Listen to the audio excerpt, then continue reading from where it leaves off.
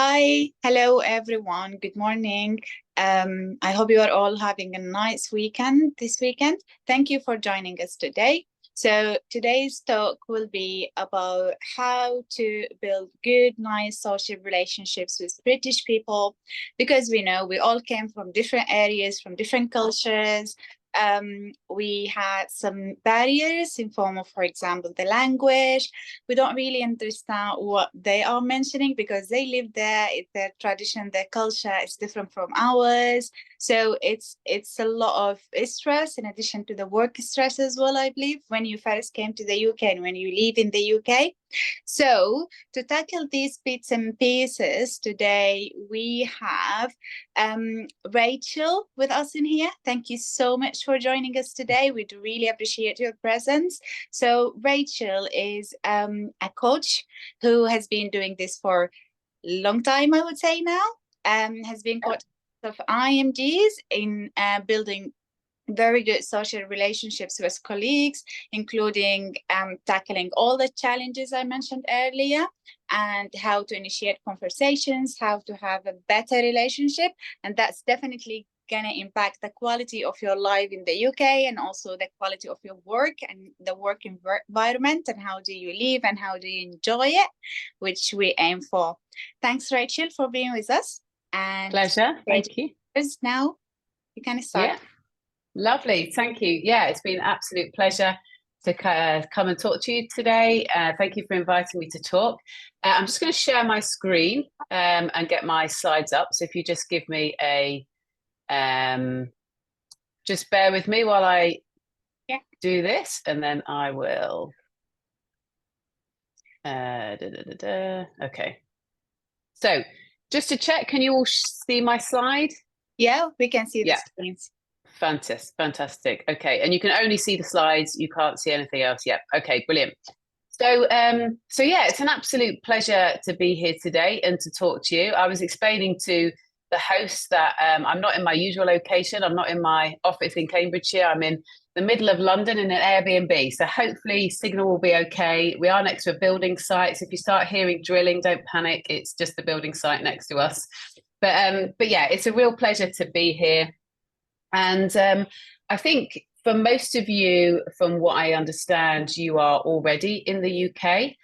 Some of you might be planning to work in the UK, but a lot of you probably already have quite a bit of experience living and working in the UK, and some of the challenges that can come with living and working in a completely different culture. And I'm going to go into a little bit more detail about what I want to cover in this session in a minute. But first, I just wanted to introduce myself a little bit more for those that don't know me. You may have never heard of me before. You may have some understanding of who I am. But this is me. I'm Rachel Dexter. I'm a qualified occupational therapist. That's my profession. I qualified back in 2005. I didn't go straight into occupational therapy. I lived I did a history degree actually first, which is a bit random, but I also spent various periods of my life living in various parts of Africa. These are pictures of me doing one of my occupational therapy placements actually in Kenya. So I have some experience of kind of stepping outside of my comfort zone, experiencing what it is like to live and work cross-culturally. And the reason I put these photos up is because, you know, as my experience in Africa, I kind of did things that I would never do as an occupational therapist in the UK. So here I'm debriding snakebite wounds, which you don't do a lot in the UK. And I was helping cast club feet. I was adapting wheelchairs with various materials. So I've got a bit of understanding of what it's like to kind of be practicing your profession in a completely different culture. And then in 2018, my husband got a job over in Denmark, working with Coloplast. You may have heard of Coloplast. It's a big medical company. And we lived there for almost 5 years. And I couldn't practice as an occupational therapist because I didn't know the Danish language. But it was really my experience living cross-culturally, and particularly in Denmark, where I was part of a very big international community, that I began to realise how confusing really British people are, if I'm honest. So when I was kind of stepped outside of my own culture and I was relating to people from all different countries, I started to kind of understand some of the things that can cause a lot of confusion in terms of my communication style as a British person, in terms of my sense of humour. Even basic greetings sometimes cause a lot of confusion, or the different expressions I used. And I started to get really interested in what is the experience for international doctors who come to live and work in the UK. I mean, I knew that they were a vital part of our healthcare system, that our NHS would collapse without international doctors that make that move. But I started to think, well, what is it like kind of living and coming to live and work in the UK? And I started reaching out to international doctors. I started having lots and lots of conversations. And it became very clear very early on that there were huge challenges involved in transitioning to live and work in the UK. And some of the same challenges kept coming up again and again and again. And it really, basically, that was why I founded Healthy English back in 2019. And my passion and my kind of mission, in a sense, was to encourage, equip, and empower international doctors and health professionals to thrive in all areas of British and NHS culture. So over the last 5 years, I've supported, I started off doing one-to-one coaching. I've developed online courses, and online resources. I've spoken at conferences. I've worked with various NHS trusts and run different workshops for different trusts. And across my social media groups, I have the privilege of supporting over 10,000 international doctors like yourselves. So that's a little bit about my journey. And I think the reality is, and maybe let's see if any of this resonates with you, but these are the kind of things that come up again and again. The reality is that many people experience a real sense of loneliness and isolation. A lot of people tend to lose confidence. So they might be very confident in their kind of medical skills and experience and their knowledge, but then transitioning and kind of applying that in a completely different culture can often throw people's confidence. A lot of people tend to start avoiding social conversations and social events. There seems to be a lot of avoidance because of struggling with it, a feeling that colleagues don't respect you, not feeling like a valued member of the team, sometimes difficulty asking help from colleagues in the multidisciplinary team.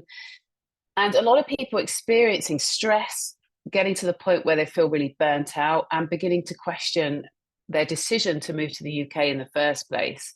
And it just made me so sad that this was the experience for so many people when you've gone through so many challenges to come to the UK and to pass all the exams and financial challenges and then you've gone through that journey, and then you come, and then often there's a whole new set of challenges. And so I guess my mission is to turn that experience around for people or prevent it happening in the first place. And I'm just interested if any of those points on the slide resonate with you. Maybe just put yes in the chat if you can kind of identify with any of the things that I've said. Then pop it in the chat. Yeah. So maybe just put a yeah. Okay. Yeah. And it can be really hugely challenging. So let's talk about what I want to cover in this session. So I'm hopefully going to pack in a lot to this session, a lot of insights, and hopefully it'll be really helpful. So we're gonna start by thinking a little bit more about why this is an important topic. We're going to talk about how can we be more responsive in social conversations. That's a good place to start. We're going to think about initiating conversations one-to-one, okay? Because that can be a real challenge, actually initiating conversations. We're going to talk about handling unfamiliar topics. That's something that comes up again and again. I don't understand the topics people are talking about. How can we handle that? And we're going to talk a little bit about coping with colloquial language as well. So this is the kind of informal language that a lot of British people use all the time. Not the language that you have to learn as a second language, the actual language that people speak. And then at the end, if you found it helpful and you feel like you would want my support, I've got a fantastic offer as well for further support for those of you that might be interested in that. So if you've got questions, We'll probably have some time at the end for questions, I would have thought. But obviously, if you've got something you want to ask, feel free to ask in the chat or come on the microphone. It can be as interactive as you want. You can step in and ask questions if you need to do that. Okay. So let's start here. Why is this topic important? I mean, you're all here today to learn or to talk about social conversations. So why is it important? Because I've done many workshops and I've done many training on the professional side of practice in the UK. And so I've covered topics such as building rapport with patients, breaking bad news, telephone consultations, active listening skills, handling conflict, presentation skills, MPT, like so many different topics. And these are all really important and they're all really helpful to understand within a cultural framework. But I think focusing on these professional skills alone isn't enough. So even when you feel like you've achieved confidence in all those professional areas of practice in the UK, it doesn't mean that you then feel settled and you're able to thrive in your UK careers. And I think today I want to address what I believe is often the reason why. Because there's more to life than work, isn't there? So to thrive in your career isn't just about your professional confidence of practice within the UK, it's about feeling settled and part of a community. And it's really, really important. And all the insights that we look at today are equally transferable to your relationships outside of work, to your neighbours, to people you meet, at different activities that you might go to, the parents of children at your kids' schools. It's all very, very transferable. And to settle and to feel settled in a country is not just about your career, is it? It's about establishing a life. And I think when you struggle to do that and you feel isolated, it can lead to a lot of mental health problems, a lot of anxiety and a lot of depression. And I think when you can engage more confidently socially with your colleagues and your community, then you feel less isolated and lonely. I think as well, if we can grow in our confidence with our social connections, it helps you to feel more like a part of your team. And feeling a more integrated part of your team has a huge impact on job satisfaction. And I've experienced some hugely challenging work environments in the NHS, as I'm sure you have. And it can be a hugely challenging job. And sometimes the only thing that I think has prevented me from burning out has been the relationship with my colleagues. It's been the laughs, it's been the chats, it's been the support, it's been the cups of tea and the sharing of frustration. And I think trying to get through the challenges of working in the NHS is so much harder if you don't have that relationship with your team. I also think that building good social connections can help with conflict resolution. If you are more socially connected with your colleagues, it's much easier to address and prevent potential areas of conflict. And doctors who are socially engaged, they can navigate these misunderstandings and disagreements much more constructively. It also increases your confidence and decreases your anxiety. So the more socially engaged you are, the more confident in both your professional and your personal situations. You're more likely to be able to speak up, to share your ideas, to participate and feel like a more active part of your workplace. And I think as well, there's an element of kind of opening yourself up to more informal channels of kind of networks, resources, support, professional development opportunities that you might not necessarily get just through the formal channels. So by building up good kind of social relationships with your colleagues,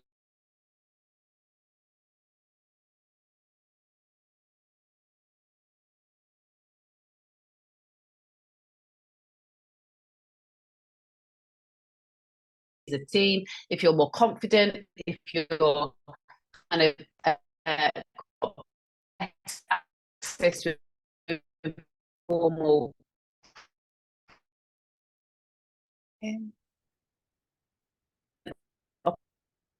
opportunities, it all has many other things.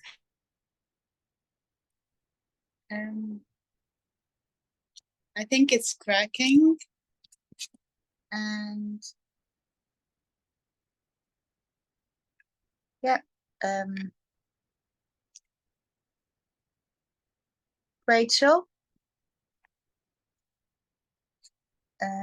I think we lost Rachel. We'll contact her.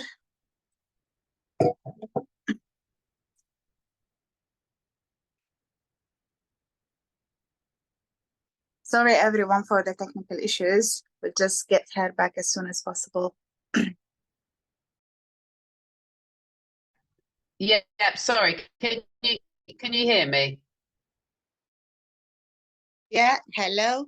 Yeah, we can hear you now, but we can't see you.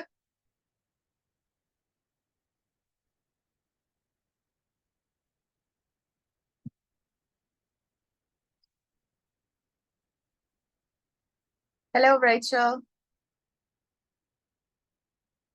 Okay. She left now, but she will join Yes. soon. Can you hear? Yeah. Can Hi. you hear me? Yes, we can hear. Sorry. We can see Yeah. you. So my personal hotspot. This is why it's always better not to try and do it from somewhere else, isn't it? My personal hotspot just cut out. But 2 seconds, Yeah. and we will get going again. Okay. Sorry about that. Hopefully it won't happen again. Right. Let me just get back to where we were. All right. We're back.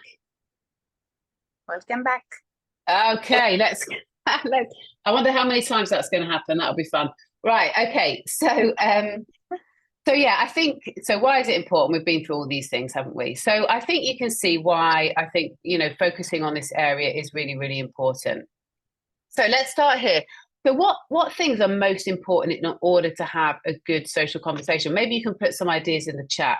So what do you think are really important when it comes to having good social conversations? Who wants to share some ideas of what they think? Any ideas?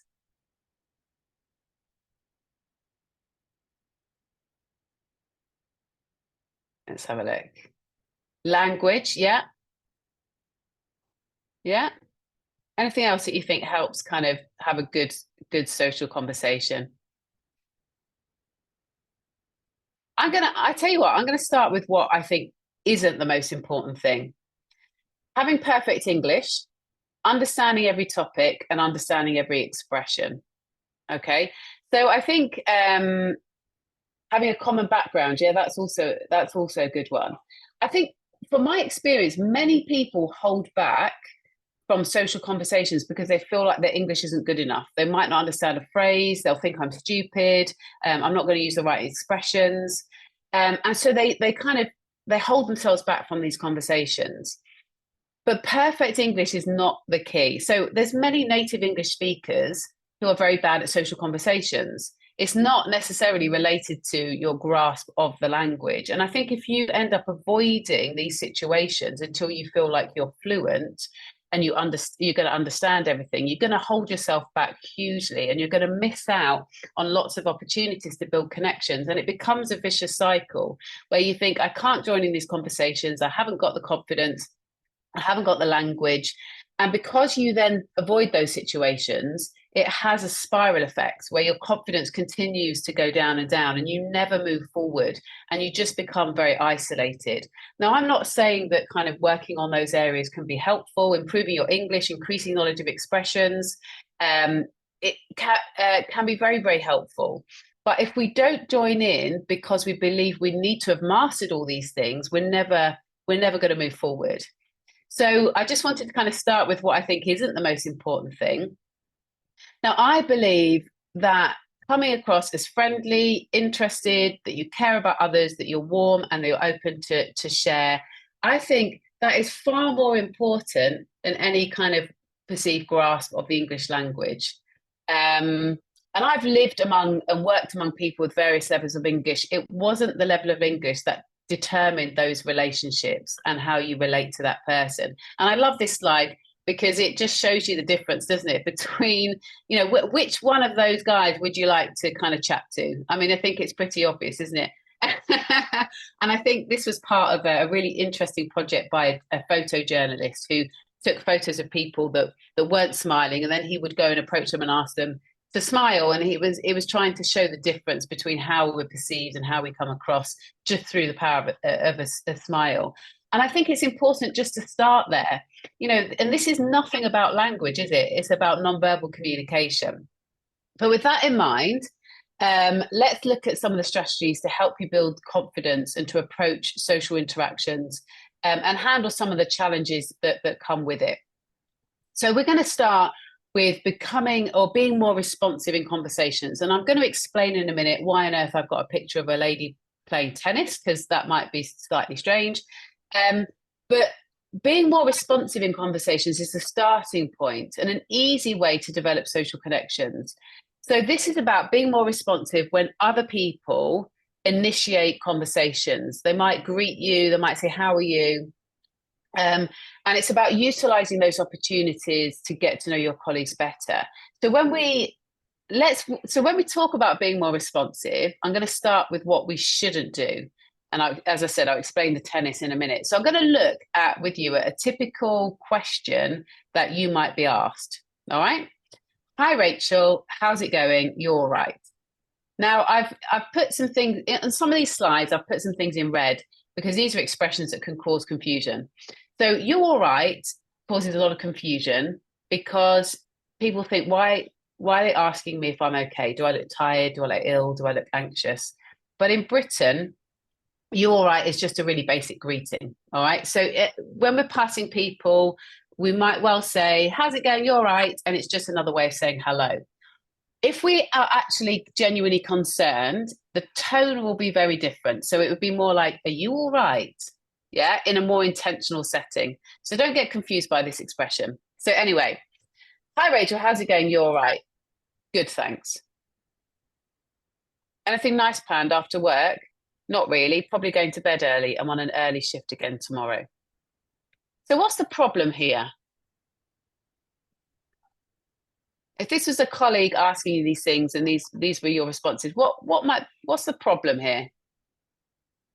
I think it's one-way conversation, isn't it? Yeah. There is no getting back to the person who asked the questions. Exactly. Yeah. So you're shutting down the conversation, aren't you? So when we don't ask questions back,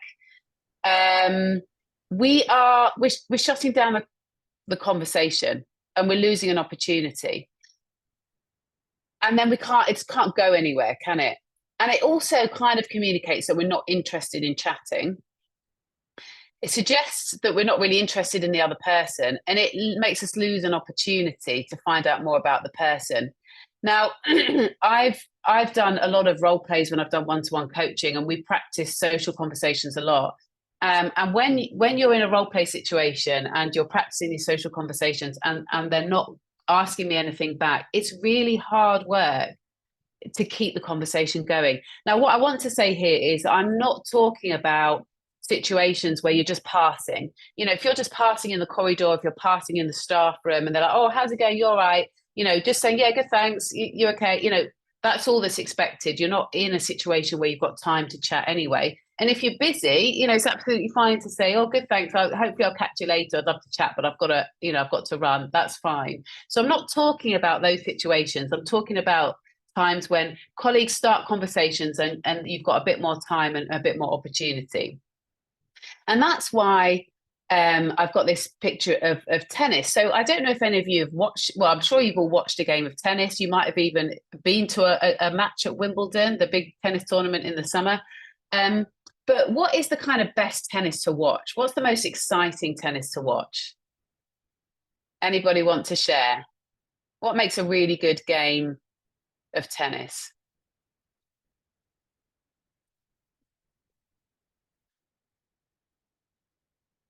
Anybody, any tennis fans?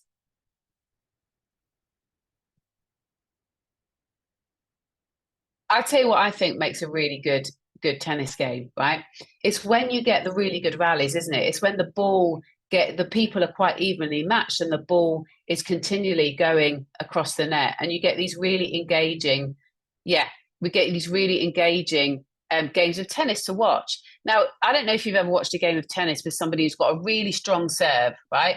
And they serve the ball and they just get aces all the time. The person can't hit the ball back. And it's not very engaging to watch, is it? And you're then waiting for the person who's serving to get the ball and serve the ball again. And that's the same with conversations.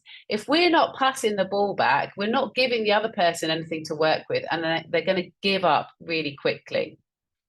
So let's have a look at that conversation again, and let's see how we could make it more responsive. What about this? So, hi, Rachel, how's it going? You're all right. So same greeting. Good, thanks. Shift hasn't actually been too bad today so far. How about you? Glad you're having a good shift. It's actually been crazy on our ward. We have quite a few off sick, so we've been working flat out. Barely had time to nip and get a coffee. Okay, notice the words in red. Okay, this is already starting to build some colloquial expressions. So working flat out means really, really busy, can't stop. Barely time to nip and get a coffee. The word nip means to go somewhere very, very quickly. So, very different conversation here. Sorry to hear we had the same at the weekend, so I know how you feel. Do you know if they are recruiting any new staff? Oh, I think they were interviewing last week. They are getting some bank staff in for next week to cover. Do you ever do bank shifts? So notice the difference here. We've got a pattern where the person is acknowledging what they've said, they're commenting on it, and then they're asking a question back. They're showing interest. And you can see the difference between the previous conversation.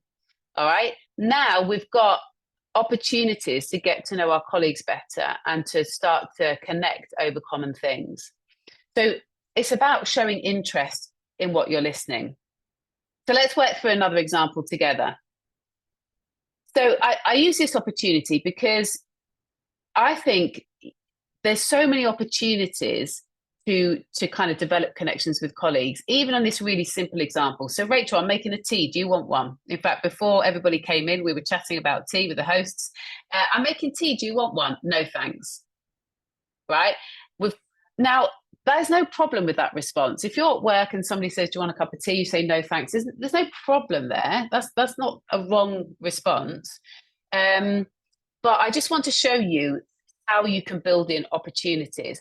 How do you think we could answer this to lead to more interaction rather than just saying no thanks? Yeah. How do you think we could answer this to give us an opportunity for more interaction with a colleague in this scenario? Have a little think. How could you be more responsive? And just as a side note, and we were talking about this before, making like tea is more than just a drink in the UK. It's like it's more like a ritual. It's a great way to connect with your colleagues. Joining in with having a hot drink together, or even making a hot drink for your colleagues, is a fantastic way. No, I'm fine. Enjoy. Yeah, I mean, absolutely, you could say that. Bit more of a response there, isn't there?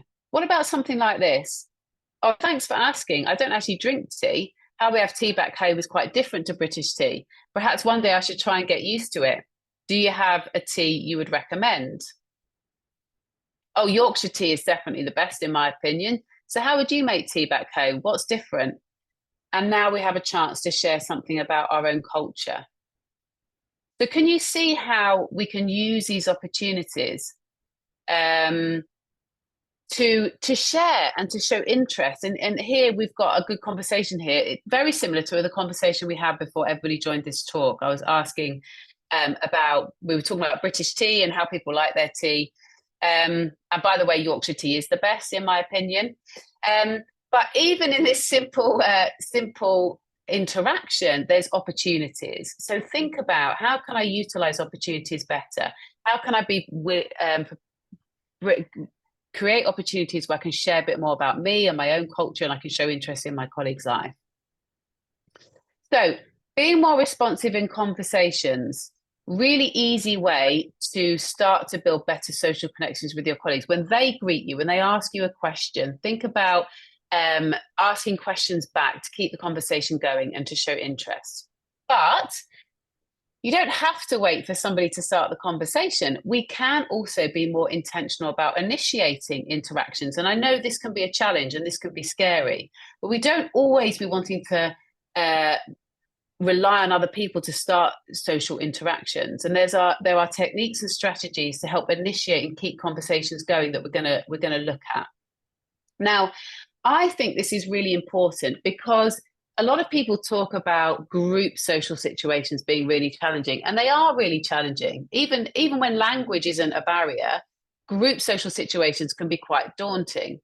And I can understand why people isolate themselves from group conversations. If you don't feel like you can be part of it, if you feel like you're not understanding what's going on, you can see why you might want to avoid those situations.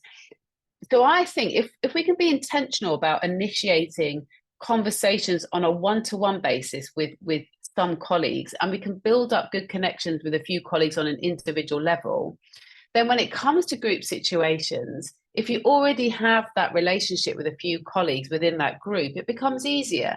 And so I think it can be really helpful to be more intentional about initiating conversations. But how do we do that? Well, we start with small talk. And you've probably heard the phrase small talk.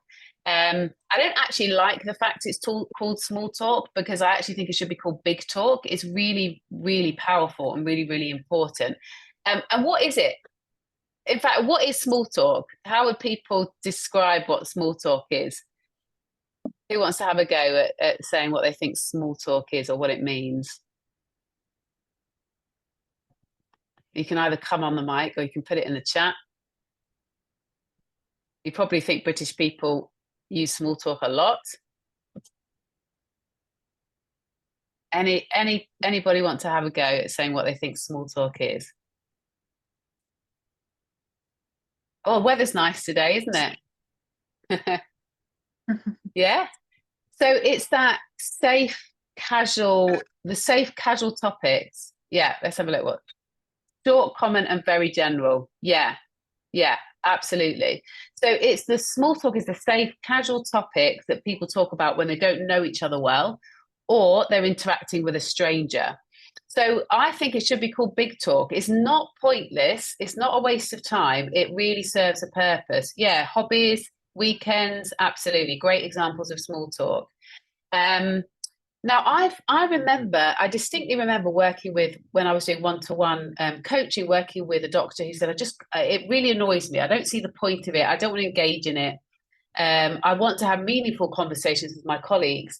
But what I was able to kind of explain to him is that small talk is the door into that, right? You won't get to those meaningful conversations until we've developed a relationship with our colleagues, and it's very difficult to do that without starting with small talk when we don't know them.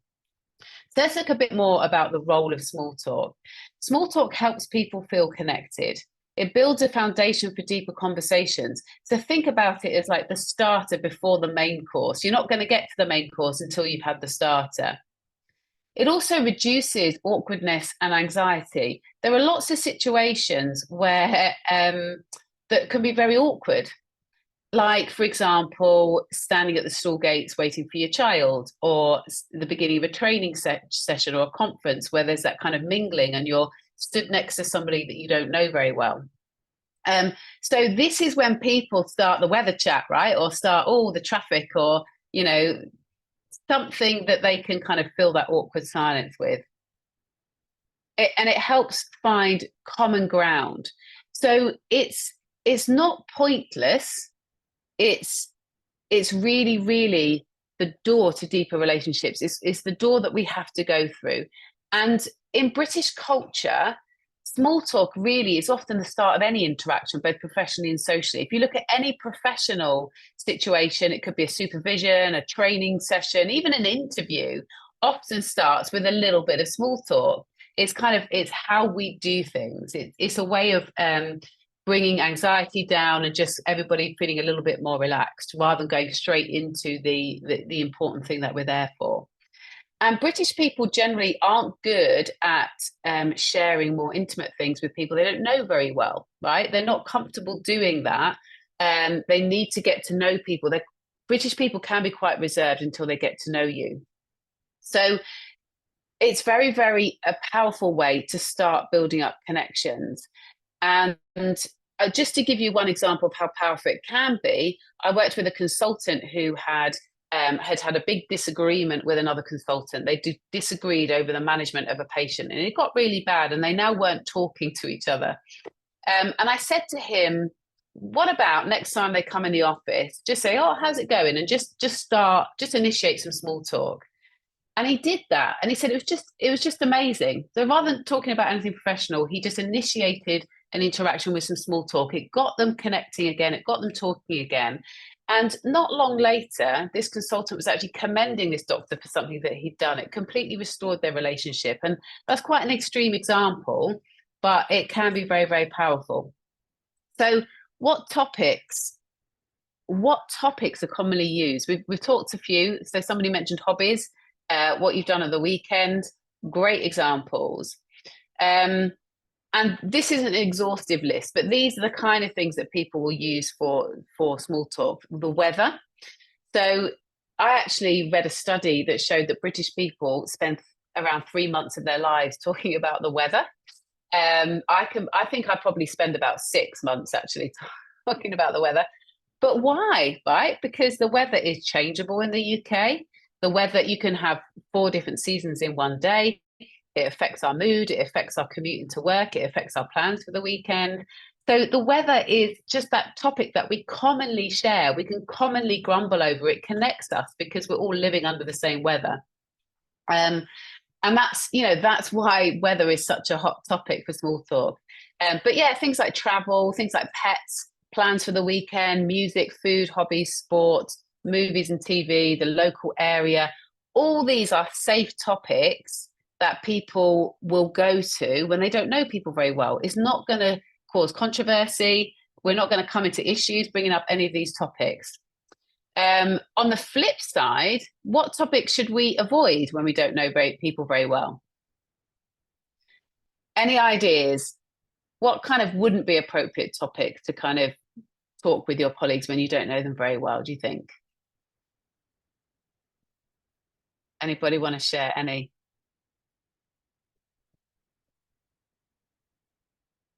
Yeah, let's have a look. Yeah, personal life questions, relationships, personal things. Yeah. Yeah. Salary. Yeah, money. Yeah, people don't like talking about money in the UK. Yeah. Yeah. All right. Yeah, brilliant. Brilliant. And really, really good ideas. So marriage and the family. I'm talking about when we don't know our colleagues. We have no idea what somebody's situation is. They could be going through a divorce. They could be trying to have kids, but they can't have kids and they've got fertility problems. You just don't know until you're given that information. So these are the things that we should avoid when we don't know people. Marriage and the family, personal wealth and finances, personal appearance. You look beautiful today, or have you lost weight? Yeah, all things that we should avoid when we don't know people very well. Politics, yeah, brilliant. Yeah, politics, religion, death. So yeah, these are the kind of things that we don't want to be bringing up until we know somebody. So I'm not saying that these aren't things we can't talk about once we build up relationships, but they're not the way that we're going to start kind of interactions. Now, once somebody volunteers the information, that gives us permission to talk about it. So, if I say to a colleague, oh, have you got any nice plans for the weekend? Oh, I'm taking my kids to a birthday party. Well, they've given me that information that they have kids. Now I have permission to ask about that. Oh, how old are your kids? Right? And now I can start to find out things that we might connect over. Maybe I've got kids similar ages. Okay. So small talk isn't a waste of time. See it as a door to deeper relationships. And I'm going to just give you a few easy examples of how you could start initiate a conversation using small talk. Got any nice plans for the weekend? Really simple. So what have you got for your lunch today? Okay, so this one I've put because my last job, we worked in this big shared office and we had a shared kitchen. And so it wasn't just my team, it was lots of other teams that I didn't really know. And there were many occasions where I'd go and there was about 3 or 4 microwaves in this kitchen. And I would put my food in my lunch in the microwave to heat up. And I would put it on for say 3 minutes, 4 minutes. And there'd be somebody on the other side of the kitchen with their lunch in the microwave for 3 or 4 minutes. And we'd be stood in silence. and it felt awkward. So I always used to say something like, oh, what have you got for your lunch today? It smells nice. And it was unbelievable. By the time our lunch had finished cooking, what we were talking about. I mean, we ended up talking about kids and doctor's appointments and health concerns and everything. And all of that came from just breaking the ice with a simple question, what have you got for your lunch today? And showing interest in that. So really, really great example from my own personal experience. How long have you worked here? Oh, I'm ready for a holiday. Have you got any nice holidays planned this summer? We've just had summer. Okay, so we can't really ask that, but have you got any time off coming up that you've got any nice plans for? Could you recommend somewhere for a nice walk nearby? I'm off this weekend and wanted to make the most of the weather. So especially if you're quite new to the UK, quite new to the area, ask your colleagues about things, ask for recommendations. It's a great way to start speaking to your colleagues. What's your favourite thing to do on your day off? Oh, I'm planning to see something at the cinema. Have you seen it? Yeah, really simple ways just to start conversations. And it doesn't even need to be a question. I found it weird to be asked about my lunch, but I've got used to it now. Yeah, it is. It probably is a bit weird to start with. Why are people so interested in my lunch? It probably is because you bring really nice lunches in. You know, British lunches are really rubbish, aren't they? Like sandwiches. Like we just have the most boring lunches. So, you know, when I would have the international staff I used to work with, I used to think, oh, their lunches just smell so much better than mine. So that's probably why people are asking about your lunches, because you actually have a decent lunch. See it as a compliment. Yeah, but it doesn't even need to be a question. It can just be a statement. Oh, apparently it's going to be hot next week. I'm definitely ready for some sun. That's just going to invite a kind of conversation about the weather and about plans. Or traffic was a nightmare this morning. I have no idea what's going on. Have you seen how busy it is in clinic? I thought it was going to be late this morning. My child did not want to go to nursery. I didn't have time for my coffee this morning. Hopefully there will be time to grab one before the meeting. So we're not even asking questions here. We're just making kind of statements. We're kind of initiating conversations by making comments or making observations. And so hopefully you can kind of see how we can have a toolkit really of ways to initiate conversations using small talk and using the opportunities in your day, and think about when are those occasions where I can do this. But once we've initiated a conversation, how do we keep a conversation going when we do have those opportunities where we have time? And I don't know if you've ever heard of threading. So threading is a technique to help keep a conversation going. It makes it nice and easy so that you're not kind of running out of things to say.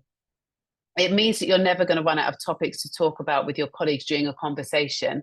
So it's when you ask a simple question, you use the techniques we've just talked about, you use small talk topics to start the conversation, and then you use key bits of information in their answer to ask more questions back. And this way you kind of never run out of things to say, and you're always going to keep it interesting because you're using information that they've already given you. And I think the best way to demonstrate threading is to give you an example. So let's look at this easy example. So have you got any nice plans for the weekend? So say you started initiating interaction with your colleague with this, and they say, oh, it's my mum's birthday, so we're taking the kids over for the weekend, hoping the weather's nice, that she's having a big do in the garden. Now, what is a big do? I've put it in red because this is an expression people use. What is a do? If somebody said, oh, I'm going to a do. Anybody know what that means?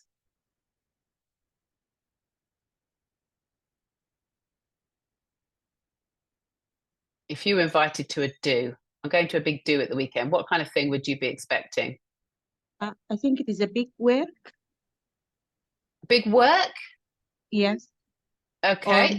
Much work, yeah.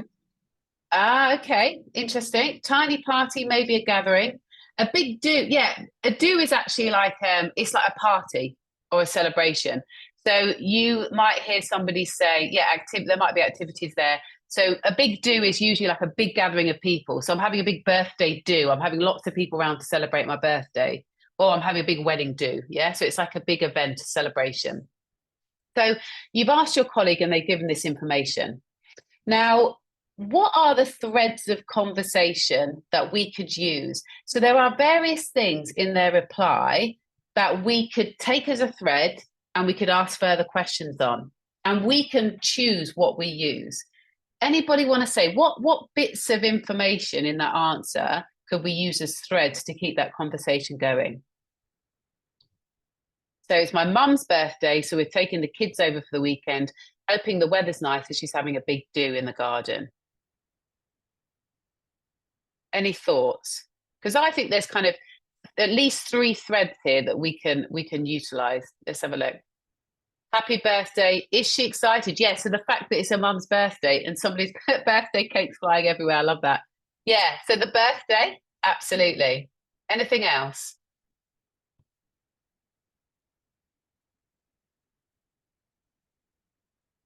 Okay. So I think these are all potential threads that you could use. It's my mum's birthday. So we're taking the kids over for the weekend, hoping the weather's nice as she's having a big do. So you could probably take out the fact it's her mum's birthday as a thread, or her kids, or the big do, the event, the celebration. How old are your kids? Exactly. The weather. Yeah. Oh, yeah, I looked at the forecast. I think it's going to be, yeah. So, so brilliant. So there's 3 kind of threads. Now, let's have a go at responding, shall we? So let's take the mum. Let's use the mum as a thread. Oh, that's nice. Where does your mum live? Yeah. How old is she turning? She's mentioned it's her birthday. We're not asking the actual colleague what the age of the colleague is. It's about her mum. So yeah, we've got loads of questions that then we could ask about to show interest in her mum. And you can use threading to keep a conversation going. It just can continually build and build because you're constantly using that information. And you're using topics that are going to be interesting. If you took the kids as a thread, so maybe you want to ask about the kids. Oh, that's nice. How old are your kids? Or are your kids excited about going to see the grandma? Or you could ask about the big do. Oh, that's nice. What are the plans for the do? Are you having to help organize it? Will there be lots of people there? So you can see here how in somebody's response, there's going to be lots of different threads that you could utilize to then ask further questions on and keep the conversation going. So let's have a look at an example of threading throughout a conversation. So got any nice plans for the weekend? Oh, it's my mum's birthday, so we're taking the kids over for the weekend, hoping the weather's nice because she's having a big do in the garden. So in this example, we're going to take the kids as a thread. Oh, that sounds nice. How old are your children? 10 and 11. Although you think my 11-year-old is already a teenager. I know what you mean. I have a 12-year-old and I'm dreading the teenage years. Do your kids get on well being so close in age? They can get on well, but they also argue a lot. They have very different personalities. You said you have a 12-year-old. Do you have any other children? Can you see how we've suddenly got a connection? We've found common ground. We have children a similar age. I use this example because I have boys that are 11 and 13. And they have very different personalities. So I'm kind of talking from my own personal example. But you can see how we found common ground here and how you can find common ground, things that you share with your colleagues. So threading can be really, really helpful. And what next time we see the colleague, what could we ask them? Next time we see the colleague after the weekend.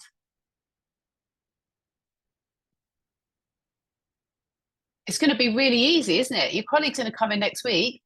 Oh, how was your mum's party? How was the party? How was it? Was the weather nice in the end? Did your kids enjoy it? Did they get on well? Yeah. So, and every time we see that colleague, we can now ask about their children, or we can ask about, yeah, those kind of things, because we know that information now. So it becomes really, really easy.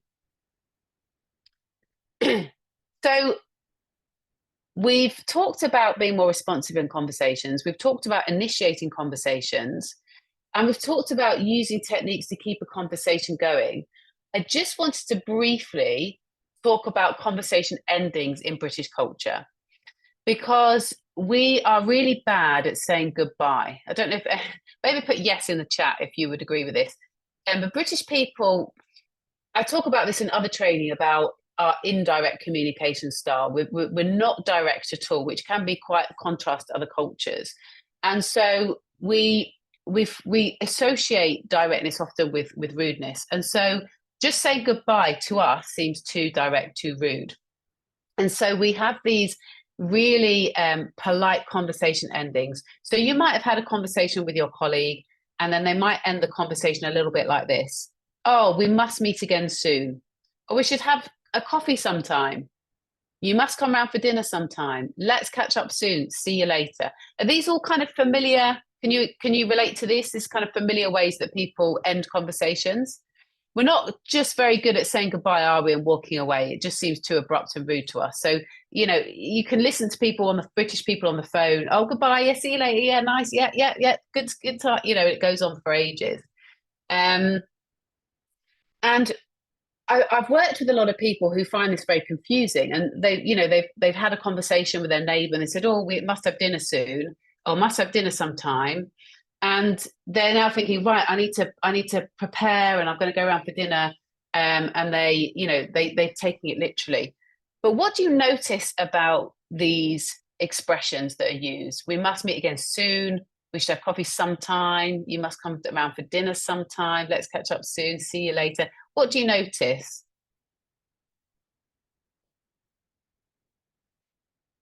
They're quite vague, aren't they?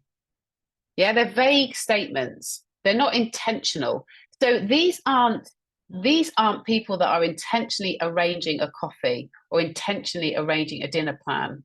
And the expected response is, oh yeah, that'd be great. Yeah, that's all that's kind of expected. Now, what I want to make it clear, I'm not saying that this person wouldn't happily do these things with you. If they've said these things, this is a colleague who would happily have dinner with you at some point, or happily have a coffee at some point, but they're not intentionally arranging it. This isn't get your diaries out and we're putting it in the calendar.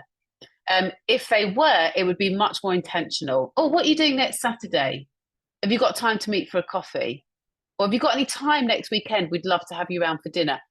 Yeah, the language is different. It's much more intentional. So when there's specifics and dates and times talked about, then they specifically want to make a plan with you. But in these cases, on the examples on the slide, it's more of a polite way to say goodbye. So I just wanted to do a note on conversation endings. And then we remember key details. So remember key details that you've learned that you can ask them the next time you see them. So next time you see that colleague, you know, how was the do? Did your mum enjoy it?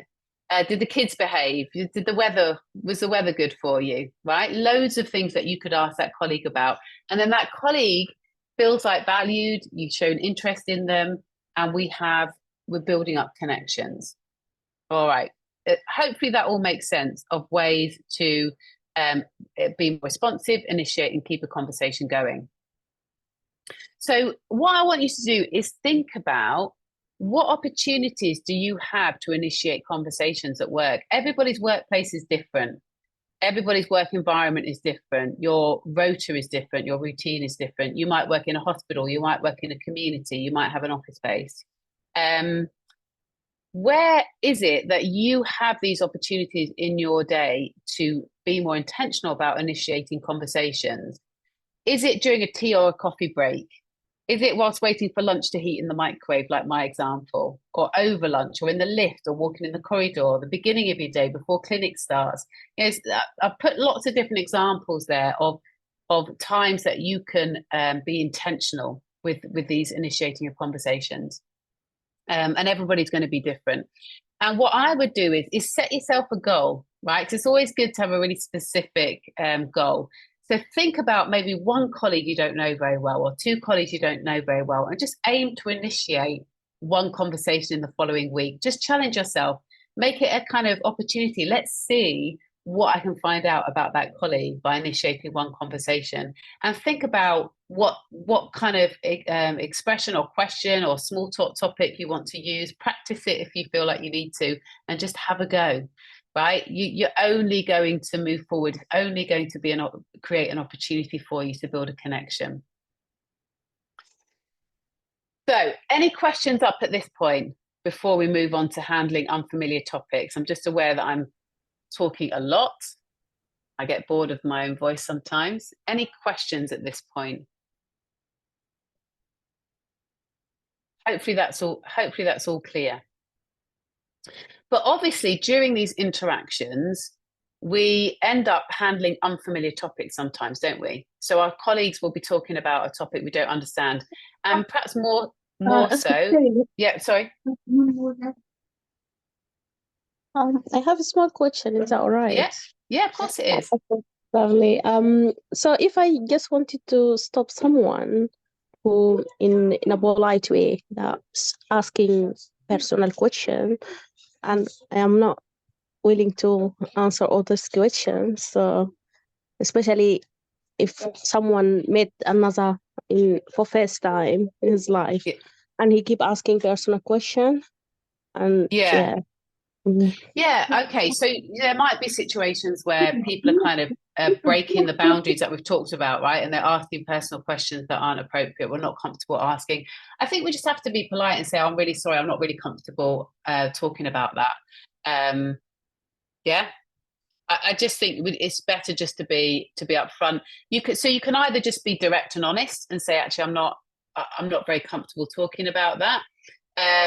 The other thing we can do is steer the conversation away, actually, and we're going to talk about that in a minute. But we can just divert it and just ask a question to kind of change the subject. But I don't think there's any problem in just saying, "Oh, I'm not actually very comfortable talking about that."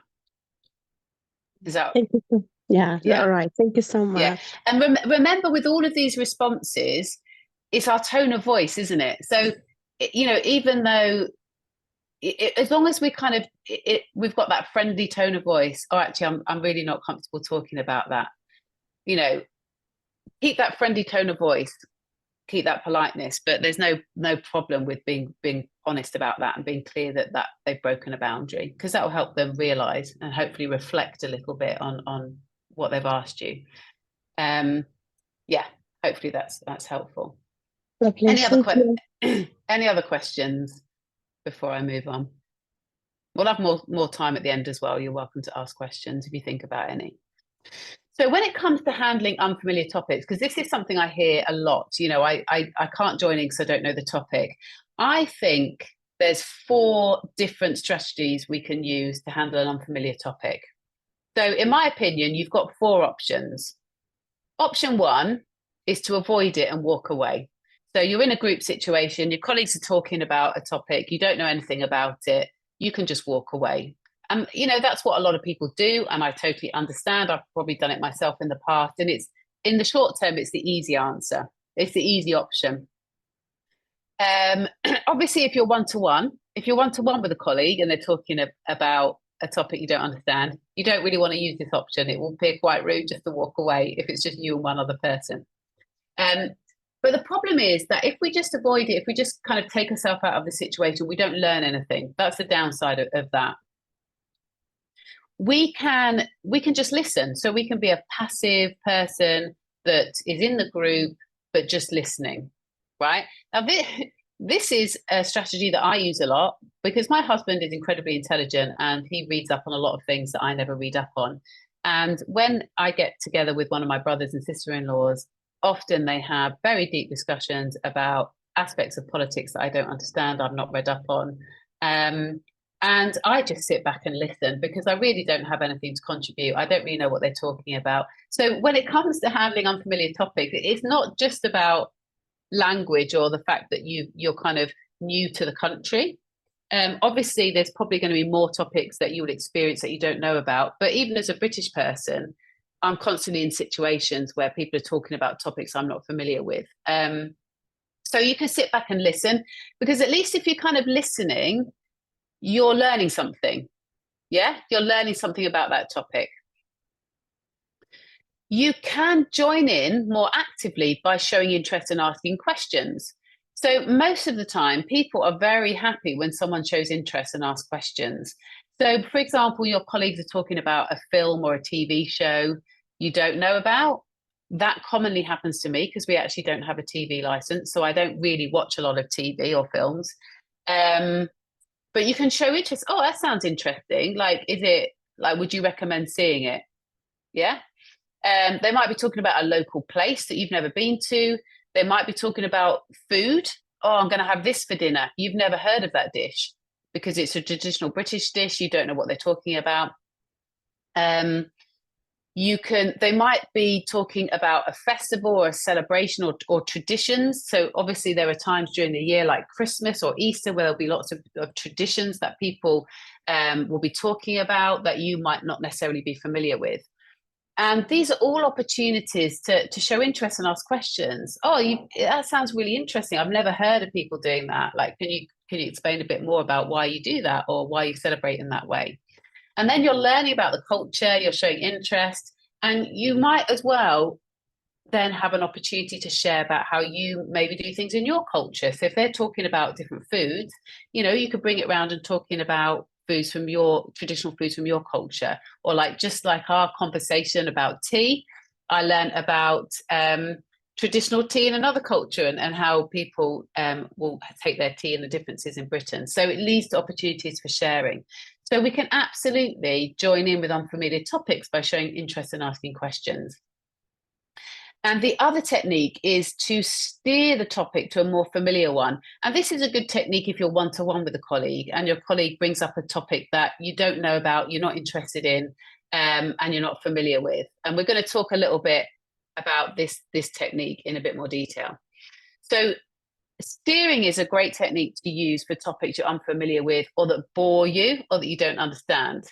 And it's where you use association. So you look at what they're talking about and you use association to find a topic that you are comfortable with to steer it to. And I think the easiest way is to show you an example.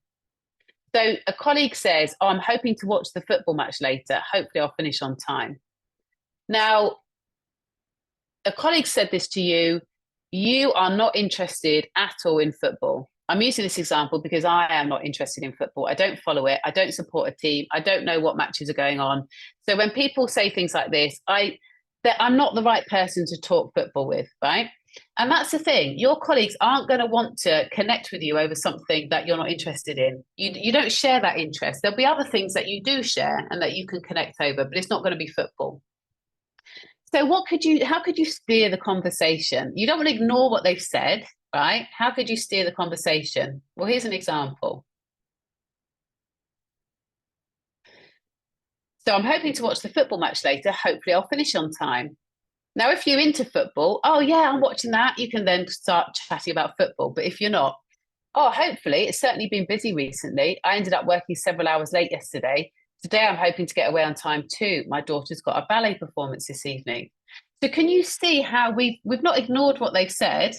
We've acknowledged it, right? And we've just picked up on the fact that they want to finish on time rather than football. And now we've steered the conversation away. Here's another example. My friends just bought a new electric car. I really want to look at getting one. Now, you may be somebody who likes electric cars. You've been researching electric cars. Maybe you've even got an electric car. Great. You can connect with this colleague and talk about electric cars. But what if you don't drive? What if you're not interested in cars and you know nothing about electric cars, right? You don't really want to start a conversation about electric cars. So how could you steer it? Oh, that sounds like a good idea. So you've acknowledged what they've said, right? I don't drive, but I'm thinking of moving closer to work because the trains are so unreliable. So we've acknowledged what they've said, right? And we've steered the conversation to so we're still looking at travel, but we're talking about the unreliability of the trains and how you're moving closer to work. And then we could start talking about other things from that. So steering is quite a nice way to steer a conversation away from a topic that is pointless because you're not going to connect with that colleague over that topic. So hopefully that gives you a nice strategy to deal with those topics. Another thing you can do proactively when it comes to being able to understand more of the topics that your colleagues will be talking about is to increase your knowledge of popular culture. So you can there are things that you can do to proactively kind of increase your knowledge about typical things within British culture that people might be talking about. And there are certain topics that can be particularly helpful to learn more about. It's impossible to learn everything. You're never going to learn everything, so you know everything about every topic, right? I I don't know everything about many things. But you can do things like tune into local radio stations and news channels. That can be a really good way to learn more about what is going on in the local area. What are people going to be talking about? What are the different kind of issues perhaps going on in the local area, or the different celebrations and festivals.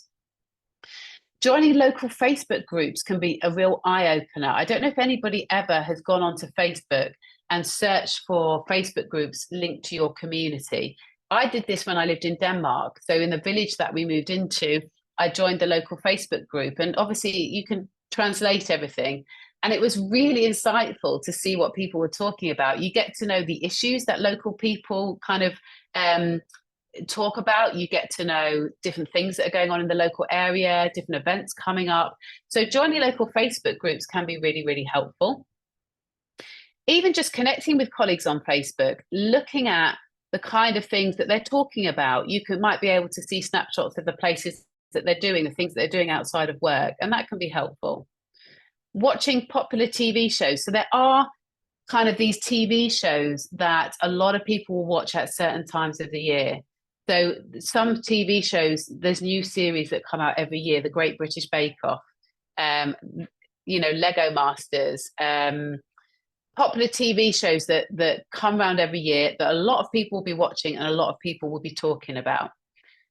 Only if it interests you. Please don't force yourself to watch stuff that just isn't going to interest you, and we'll talk about that in a minute. Learning about traditional festivals and how they're celebrated.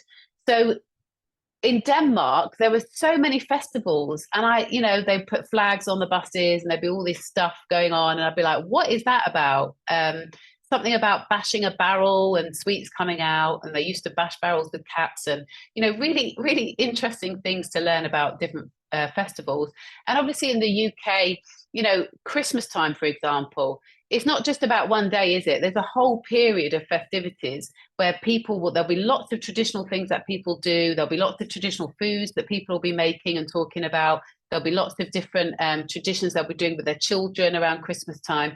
And so learning about the kinds of festivals that people celebrate in the UK is going to really help you when it comes to those time of year, and everybody's talking about hanging up their stockings at Christmas time, or getting their advent calendars, or making their wreaths. You're going to understand a bit more about what people are talking about. So that can be really helpful. And learning about traditional foods as well. So in my digital library, I do videos on all of these things, but traditional dishes that your colleagues will be talking about. Oh, I'm going to make shepherd's pie tonight. What is shepherd's pie? Why are they cooking shepherds? Or learning about the major sports tournaments. Again, Wimbledon in the summer, the major football tour. If you're interested in sport, right? Because then you're going to want to talk about these things. So these can all be really helpful things to learn about. And there's lots of different ways that you can increase your knowledge on these topics. And that will help prevent some misunderstandings and perhaps give you more confidence to join in some of the topics that your colleagues are likely to be, on your neighbours and people outside of work are likely to be talking about. So hopefully that's helpful in terms of topics that are unfamiliar. But now we're just going to talk a little bit about coping with colloquial language, because this is another barrier and another challenge, isn't it? It's actually the language we use. It's these expressions. When you pass all your exams to practice in the UK, that's not how we speak, is it?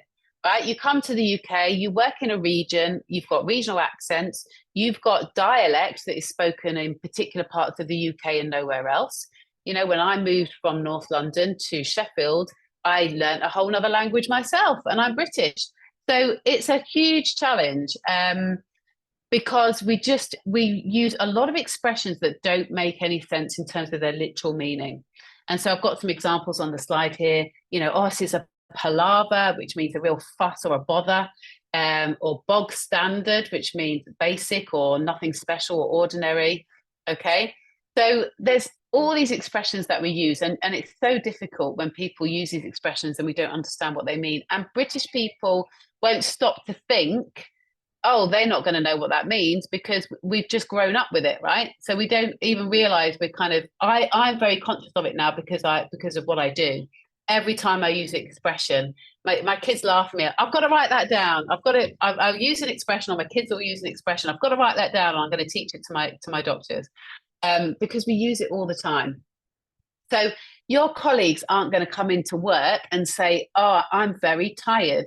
I'm very exhausted." They're going to say, "I'm spent. I'm knackered. I'm cream crackered. I'm jiggered. I'm done in. I'm pooped. I'm beat," which are all informal expressions for really tired. Your colleagues aren't going to come in on Monday and say, "Oh, at the weekend I went out and I was intoxicated." They're going to say, "I was sloshed, I was hammered, I was wasted, I was off my face, I was pissed," right? That's how people speak. And your colleagues or your patients aren't going to say, "I need to urinate." They're going to say, "I need a slash, a piss, a wee, a number one. I need to take a leak or spend a penny." And it's funny how many people, well, it's not funny, it's totally normal how many people have been confused by elderly people saying, "I need to spend a penny." And I've had doctors thinking my patient's delirious, or I need to send a colleague to Marks and Spencer's to get something for them. And they just mean they need a wee because you used to have to pay a penny to use a public toilet. So how do we cope with all these expressions that British people use that don't follow the literal meaning? What can we do? The first thing is we can be kind to ourselves. You can be kind to yourselves, because why would you know these expressions? There's no way, nobody teaches you these expressions until you come and then you're faced with them. So be kind to yourself. It is a challenge, but there are even expressions that I am learning. My husband will use expressions I've never heard before. In my membership, part of my membership, we have this WhatsApp group, and every week I do an expression of the week. But often some of the doctors bring expressions to the group. "Oh, I've learned this, or I've heard this expression, I'm not sure what it means." And most of the time I can explain it, but sometimes I have to look them up because I've never heard it myself. So you're never going to learn all the expressions. So do be kind to yourself. When you've heard an expression that you don't understand, if you are seeking clarification, you need to use the word meaning. If you say "pardon" or "what was that?" or "say that again," they're just going to repeat it, right? Maybe louder, maybe slower. But the problem is, it's not that you haven't heard it, it's that you don't understand the meaning. So we need to use that word. You use an expression. What does that mean? Or what's the meaning of that? I've never heard it before. So use that word.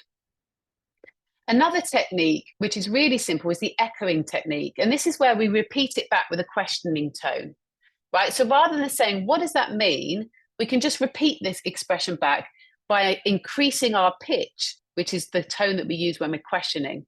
So look at this example. This is a patient example. "I only used to get the pain once in a blue moon, but now it's every day." Once in a blue moon? Yeah, maybe a couple of times a month at most. So we're not having to kind of stop and say, "I don't understand what that means. What does once in a blue moon mean?" We're just repeating it back. So this is a technique you can use when you're confident that you've heard the expression, you just don't understand the meaning. Or "She's been under the weather this weekend." Under the weather. Notice the pitch going up? It's a questioning tone. "Yeah, not herself, no energy. She's been sleeping all the time and having headaches." So just by repeating the phrase back with a questioning tone, we're inviting them to explain what they mean. So maybe just yourself with your mic off, practice these examples, things that your colleagues might say. "Clinic was absolutely crackers." Right? What does that mean? Who knows what that means? Clinic was absolutely crackers. Crackers? "Night shifts are my pet hate." Pet hate? Hopefully he won't rabbit on like he usually does. Rabbit on. I wasn't expecting the exam to be a doddle, but it was much harder than I expected. Doddle? All right, so these are all expressions we can use the echoing technique with if we've heard it, but we don't understand the meaning. So just to go through, I'm sure maybe you know some of them. Crackers, crazy. Busy, yeah. Night shifts are my pet hate. I absolutely hate them. Hopefully he won't rabbit on. That means talk a lot. I wasn't expecting the exam to be a doddle. Doddle is when something's really easy. I wasn't expecting it to be a doddle, but it was much harder than I expected. All right. So hopefully you can see the echoing technique is a really easy way to encourage somebody to explain the meaning. Because if we just ignore it, if we just think, I have no idea what that means, that is also what we can do, but we never learn then, do we? So the next time somebody uses it, we still don't know what it means. So be kind to yourself, use the word meaning, use the echoing technique. You can make a joke of it. What on earth is that expression you just used? I have never heard of it. You guys use expressions that make no sense. If you've got that relationship, you can make a joke of it as well.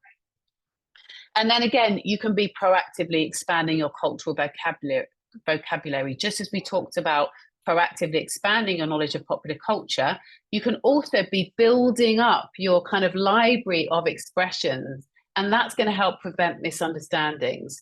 So there's things that you can do, but you can also be proactively building up your knowledge of expressions. And this is useful because it's just going to reduce the number of times that you're going to have to ask what something means, which can be frustrating for you. It can also give you more vocabulary to help explain things to patients in ways that they're perhaps more used to hearing things. The more informal expressions that we're confident with, the more we can use it when we're explaining things.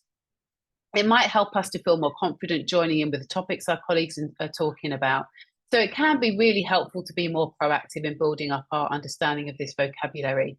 And people tend to ask me, you know, what should I watch? What should I read? What radio station program should I listen to? What TV shows? You know, what would you recommend? And if I said to you, right, go away and watch these films, read these books, you're not going to do it, are you? Because you're busy doctors, and the last thing you want to do is come home and feel like a chore that you've got to go and watch these films to build up your knowledge. Let's just have a quick look at this in a chat. I find it difficult sometimes to pick up those unusual words and echo them. Honestly, I can lose the whole sentence. Yeah, and as I said, like with the echoing technique, it's a good technique to use when you've heard the expression and you're confident to echo it back. But it might be that you've lost the whole meaning, or you've heard expressions used, but you couldn't repeat it back because you didn't hear them confidently enough. And that's when you say, what did you mean when you just said that? Like, you can ask a more open question about what they mean. So what would I recommend? Well, I'm not going to give you a whole list and you think, oh, it feels like more work, and now, I'm just going to go to bed instead. You need to focus on topics that are you need to be intentional about the topics that you focus on. There's no point going away and feeling like you have to read certain books or watch certain films if you're not interested in them, if you're not going to enjoy them, because you're not going to learn. So you want to be intentional. You want to focus on topics that are most relevant to your job. Now, if you work in a hospital, you work in an A&E environment, you could go and watch the TV show 24 Hours in A&E. You might not want to. You might think, I spend all day in A&E. I don't want to watch a documentary 24 Hours in A&E. But it is actually, that would be a TV show to watch where you would pick up expressions that are very relevant to the area that you're working in, that you're likely to hear. So think about what TV shows or books or radio shows or films could relate to the area that I work in, because you're likely then to build up expressions that are relevant. What is relevant to your hobbies and interests? There's no point of building up knowledge of, expressions that people might use related to sport when you hate sport, right? You're not going to be having those conversations anyway, and it's not going to be such an interest for you. But if you love cooking and baking, or you love sport, or you love gardening, then watch TV shows on gardening, because you're going to enjoy it, it's going to be interesting, and it's going to help you build up expressions that are relevant to what the things that you're going to be talking about. What is relevant to other aspects of your daily life? If you've got school-age children, if Christmas is coming up, then these are things that, if you watch or engage in things related to these topics, they're going to help you with the expressions that you're going to be experiencing. So make it intentional to what's relevant to you and what interests you. And you could, if you go on any streaming service, Netflix, BBC iPlayer, you can search under topics. You can search gardening, you can search baking, and it will come up, or medical, and it will come up with all the relevant shows so that you can be more intentional. And then finally, of course, you're going to be picking up expressions in everyday life, aren't you? We constantly hear them. That's why I have my phone and my notebook setting. And when I hear an expression that I think would be good to teach, I jot it down. So if you carry a little notebook around, it's going to be really helpful, or you've got your phone for your notebook app. When you come across new words or expressions in everyday life, it's useful to write those down. You might not want to ask in the moment, but you could write it down, look it up later, and find out what they mean, so that next time you hear it, you're not going to misunderstand it.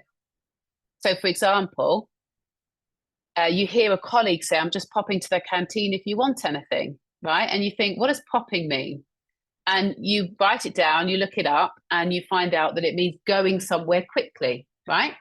And then if you want to start using some of these expressions, you could think of some scenarios that you could use this expression in. For example, telling a colleague you're just popping to the shop, do they need anything? Telling a patient you're just popping out to get something that you need. Telling a friend you're just popping out to get lunch, do you want me to pick you up lunch? Telling a patient you're popping out to get a piece of equipment. Think of opportunities and practice some sentences that you might use the expression, and then set yourself a challenge to use it once that week. Now, you don't need to do that. You don't need to start using these expressions yourself if you don't want to, right? There's no reason why you have to start using all these expressions. It's just helpful to understand them, isn't it? But if you do want to, then this is a good way to do it.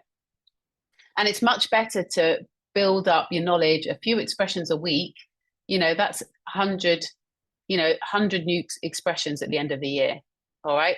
And it's going to be moving in the right direction. Okay.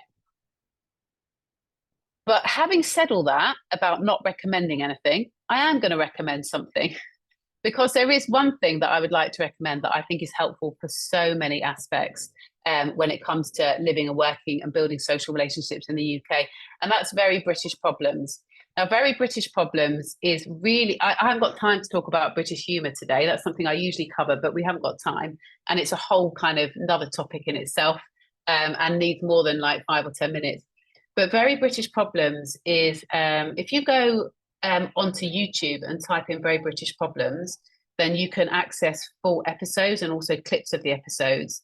It was made into a TV series.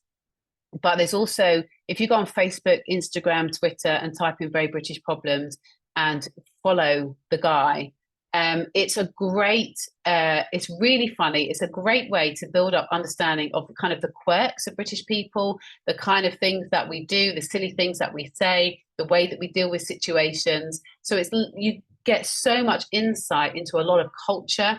The TV show goes into a lot of the history behind why British people are a certain way. So you learn a lot about culture, you learn a lot about British humour, and you learn a lot of expressions, regional accents. So there's so much you can get out of watching this programme. So if there's one thing I do recommend from today in terms of a TV show to watch, or somebody to follow on Facebook, follow Very British Problems. And make sure you look at the comments as well, not just the post that he does, but the comments.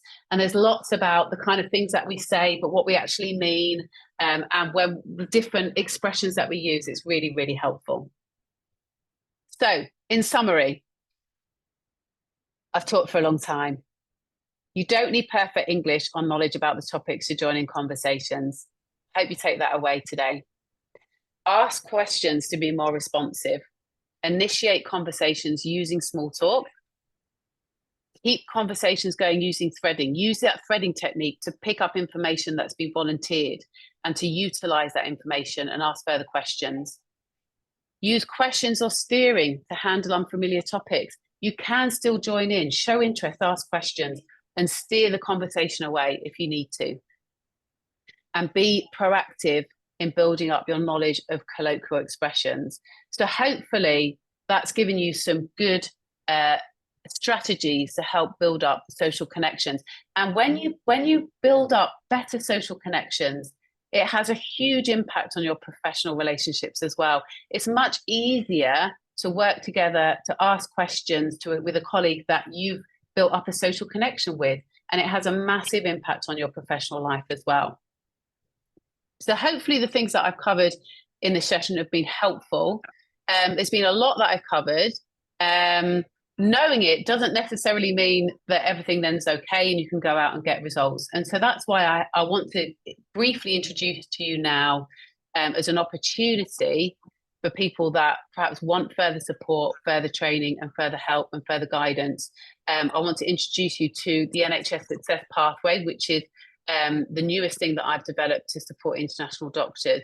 So basically, I've created this to help doctors overcome all the challenges of life and work in the UK from a cultural perspective, both socially and both professionally, to help you feel more confident, valued and respected in your UK lives and in your UK careers. And that's why I want to introduce quickly the NHS Success Pathway to you, just to explain what it includes for those that might be interested. So this is for you if you live and work in the UK, or if you're planning to work in the UK. So the people that are on it at the minute, there's a whole mix of people. It's for you if you want guidance applying your knowledge and skills in a completely different culture, if you want to avoid a lot of mistakes and misunderstandings, and you want to feel more confident, valued and respected in your UK career. So what's included? So the membership, the NHS Success Pathway, includes weekly live teaching sessions. So every week I teach live on different topics. It includes access to my digital library. There's over 60 on-demand self-paced videos and resources to help you thrive in British NHS culture, including all my online courses. It also includes exclusive WhatsApp community. That's the community that you get part of for networking, for asking questions and getting support with like-minded people. And you also get direct access to me as well via WhatsApp. So I'm available for any support, advice or questions. And just to give you a snapshot of kind of what the digital library looks like. It's all available through an app, so it's really accessible, and there's well over £200 worth of training and resources and courses in there. So it's my online course, and there's a whole section on colloquial language where there's lots of short videos explaining lots of different expressions and how they're used. There's a whole section on patient communication, lots of different aspects from a cultural perspective, building colleague relationships and British culture as well. And how much is it? So at the minute, as a special offer, people that sign up to the membership only pay £27 a month rather than the usual £57 a month. So that's a special offer I'm doing at the minute. So it is a membership. And then for anybody that takes action and joins the membership today, I do also want to include some extra bonuses that I've put together. And those are, the first one is a whole section on career enhancing skills. That's an extra section in the app, which looks at all the kind of things from a more professional perspective. So things like interviews, presentation training, reflective practice, and some great PDF resources to help you professionally. The second action taker bonus is a whole training session on clarity in listening and speaking. So this is for people who want some help being able to understand people better, like technically, as in understand what they're saying. So it looks at the rhythm of English, it looks at particular sounds we use, how we speak, and how we can listen more clearly, but also how we can speak more clearly. So if you do have issues with accent, it can help with the pronunciation of certain sounds and how to speak more clearly so that patients and colleagues understand you well. The third bonus is 7 masterclass recordings as well. So there's one on breaking bad news. There's one on reflective practice and coping with mistakes. There's one on the tools for mastery with colloquial language. There's a masterclass as well on becoming a social part of the team, kind of working on the things that we've talked about today. There's one on British popular culture, British humour, and there's one on Christmas as well, because, you know, Christmas will probably be with us before we know it, won't it? It'll be like, that's the next thing people are going to be talking about. And then the final bonus as well is it's like resources and action plans. So kind of taking what we've talked about here, giving you lots of different action steps and lots of different links and resources to help you kind of know where to go to learn about different traditions or different festivals. So 4 great bonuses as well that people that sign up to before the end of the session. And I do a 30-day money-back guarantee. I don't think people need to use it, but because I'm confident there's huge value in the NHS Success Pathway. But if you join and in the first 30 days you thought this isn't what I expected, or I'm not getting value out of it, just email me and I'll refund you anyway. So if you do decide it's not what you need. And you also have the freedom to cancel the membership at any time. So just to summarize, you can join today for £27 a month instead of £57 a month. You get the weekly live teaching, full access to my digital library, my exclusive WhatsApp community, direct access to me, and those 4 great bonuses. So for those that did feel like they wanted to get more support, more training, more guidance, and help you kind of put into action the things that you've learned, then you are very welcome to join my membership. And there's some reviews from people that have worked with me. Now I'm going to, so what I'll do, and I think it'll be good to take questions, but I'll just put the link in the chat so that if you wanted to join, you can follow this link and you can get more information. Let me just put this slide up. Right, I'll just put it in the chat, and then I'm very happy to answer any questions about what I've talked about today, or about the NHS Success Pathway, but I hope you found it helpful. Oh, thank you so much. Exactly on time, Rachel. That was great. Yeah, it is perfect, isn't it? I'm not usually exactly on time. I'm very proud of myself. Well done.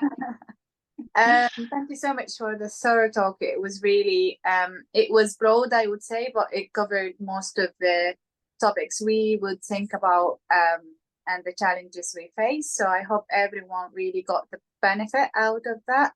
Let's just check if any questions in the chat. So everyone seems to be really happy with the session and with the talk. So thanks again, Rachel. Pleasure. And sorry it cut out partway through, but yeah, thankfully it didn't happen again. I think you did very well being in London with side works and all the stuff. Yeah, that was really good. Thank you so much. Thanks for joining us today. Thank you. Pleasure. Hopefully we'll see you in next sessions. Absolutely. Enjoy the rest of your session. It's been a pleasure, guys. And yeah, I hopefully see you all at some point. I'm going to stop sharing my screen and I'm going to leave you to enjoy the rest of your session. Thank you so much. See you later. Bye. Bye. Okay. All right. So the first part of today's session is over, and hopefully it was beneficial for you guys. We will move to the second part. So we will have an IMG speaker. So we had a British picture. Now we will have the IMG picture. So we have our next speaker is Habab Easa. So Habab is IMG graduate. She graduated from UFK in Khartoum. She is now ST7 paediatric trainee in Rift Valley in Oxford Deanery. She is the founder of the Soft Landing program, and she is also someone who is very keen in celebrating diversity, tackling systemic racism and differential attainment, and the well-being of the workplace as well. And she's also kind of a street photographer. She enjoys cooking, hiking, and international politics. Hi, Habab, and welcome. Thank you, Aya. Thank you for the invitation. Hello, everyone. Yeah, I will start sharing my slides now.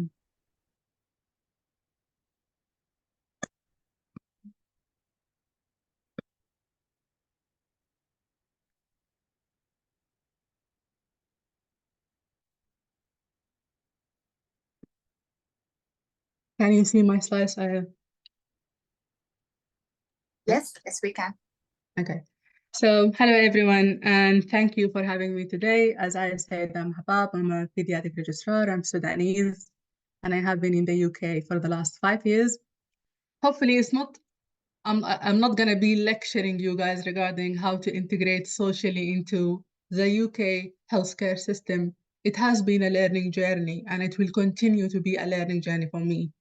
However, I think after like being 5 years here in the UK, I got some survival tips and I got some advice that I can share that has worked for me.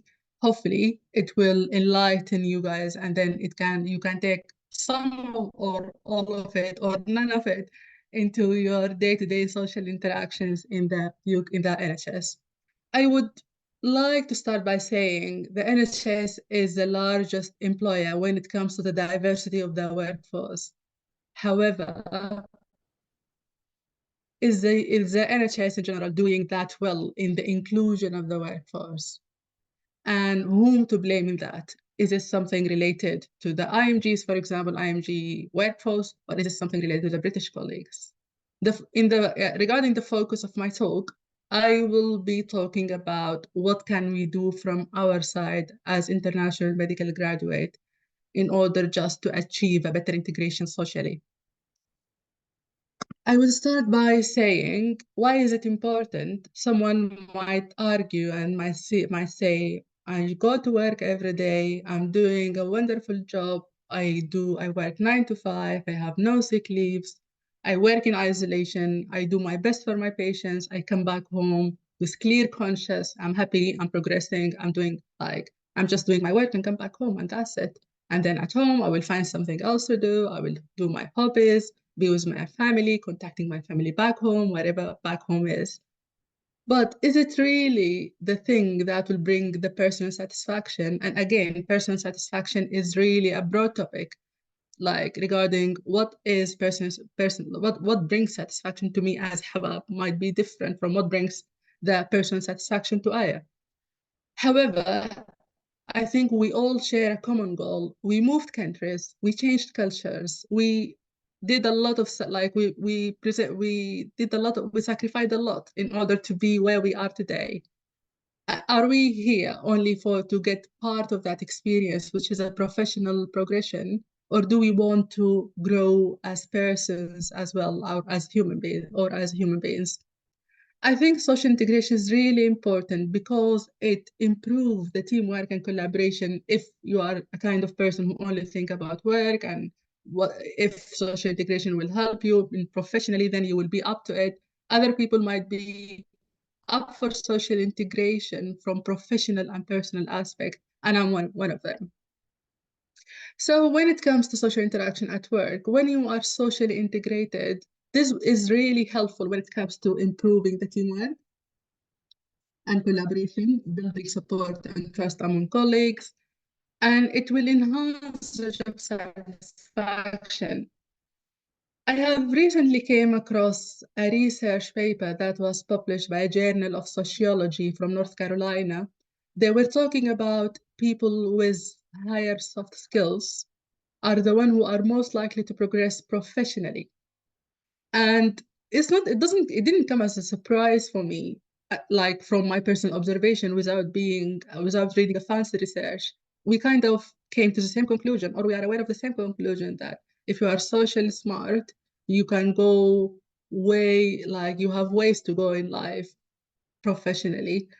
However, I was really surprised by the group discussions and the outcome from that. Like people literally agreed on that. Some of those who progress professionally might have the lowest, I would say, technical skills among the cohort of the workers, or this is how the other people or the team members perceive them. So the point from me telling you about this research or having summaries about research in sociology is just all about to confirm that soft skills are very, very important, and they play a significant role when it comes to your professional development. Also, I think it's very important because it can create a sense of belonging. Personally, I don't prefer the cold, dry environment where you just go and do your work. You don't chat to anyone, and just you do your work, come back home, and then you stay in your own bubble, talking to people from the same ethnic background or from the same nationality, and being in that closed bubble, not really knowing much about what's going on in the world or in a country where you willingly moved to, and it was and you worked really hard to come over. I would say the social integration wasn't always easy for me, and there were placements where I really enjoyed going to work every day, even if I felt like I was a bit unwell or I was a bit under the weather. I will still remember the people that I'm working with, and this will give me the motive to just get out of bed and go to work. And I have worked in other places. All my trials in order to integrate socially didn't give me the same, I would say, the same satisfaction or the same eagerness or happiness to go to work every day. But in places where I was perfectly integrated within the social network, I had my well-being was at its best, emotionally and physically. And also, I think at that part, I was able to project my culture to speak to them about, for example, war in Sudan or all the humanitarian crisis that was going on. And that has really created very nice discussions regarding how to support, what to do, sharing links and contact details and fundraising and all of that. So what were the barriers when it comes to social, or what are still the barriers when it comes to the social integration in the UK? There would be a bit of overlap with what Rachel was talking about in the last half an hour. So language and cultural differences is a major factor when it comes to integration, to the social integration. I know all of us has passed the English qualification test, the English proficiency test, and we are all proficient when it comes to English language on paper. However, the different slangs, the different regional accents were really challenging in the first year, I would say, from being in the NHS. And why was it a barrier? I think it was a barrier because I was self-conscious that I'm not really good in picking up slangs or regional accents. So I was about like kind of avoiding going into informal discussions or informal chat. I would be proactive when it comes to like clinical work, patients, whatever, this and that. But when people start to divert regarding and talks about cultural or social topics, I would kind of withdraw or not paying that much attention because I didn't want to put myself into things or into situations where I was uncomfortable and I was really not confident in having those conversations. And I think this was my mistake in the first 3 to 6 months. One of my many mistakes. Then the different approaches to the social boundaries and the different approaches to what socialization means in general. I came from a country where you can meet another Sudanese girl or boy for the first time in your life, and you can immediately start blaming the politics, speaking about politics, speaking about the army, whatever, the conflict, this and that. And this is kind of topics that we bond on. However, I had to unlearn and relearn the new concept of social boundaries when I started working in the UK. Also, the lack of familiarity regarding like the social norms. For example, we had a colleague who lost her father, and then I was like, how do people like, because when they offered me to just write my name on the condolences card and for the team to send the card, I was like thinking, is it enough? In my culture, we don't do that. It's not only about cars, it's about like being physically there for your colleagues and provide more emotional support. But then I took a step back and I was thinking, but there's a new culture, there's a new system, there's a new country, and people here don't really do that. Or they do things differently. So I had to relearn the new concept of social norms. Again, I will go to the other point about lack of diversity, understanding, or appreciation and inclusion ethos. And I have been through 6 workplaces so far in the UK. And I think I was so lucky to land my first job in the UK in London, where it's like a cosmopolitan city. You have people from so many different cultures, different ethnicities, different religions.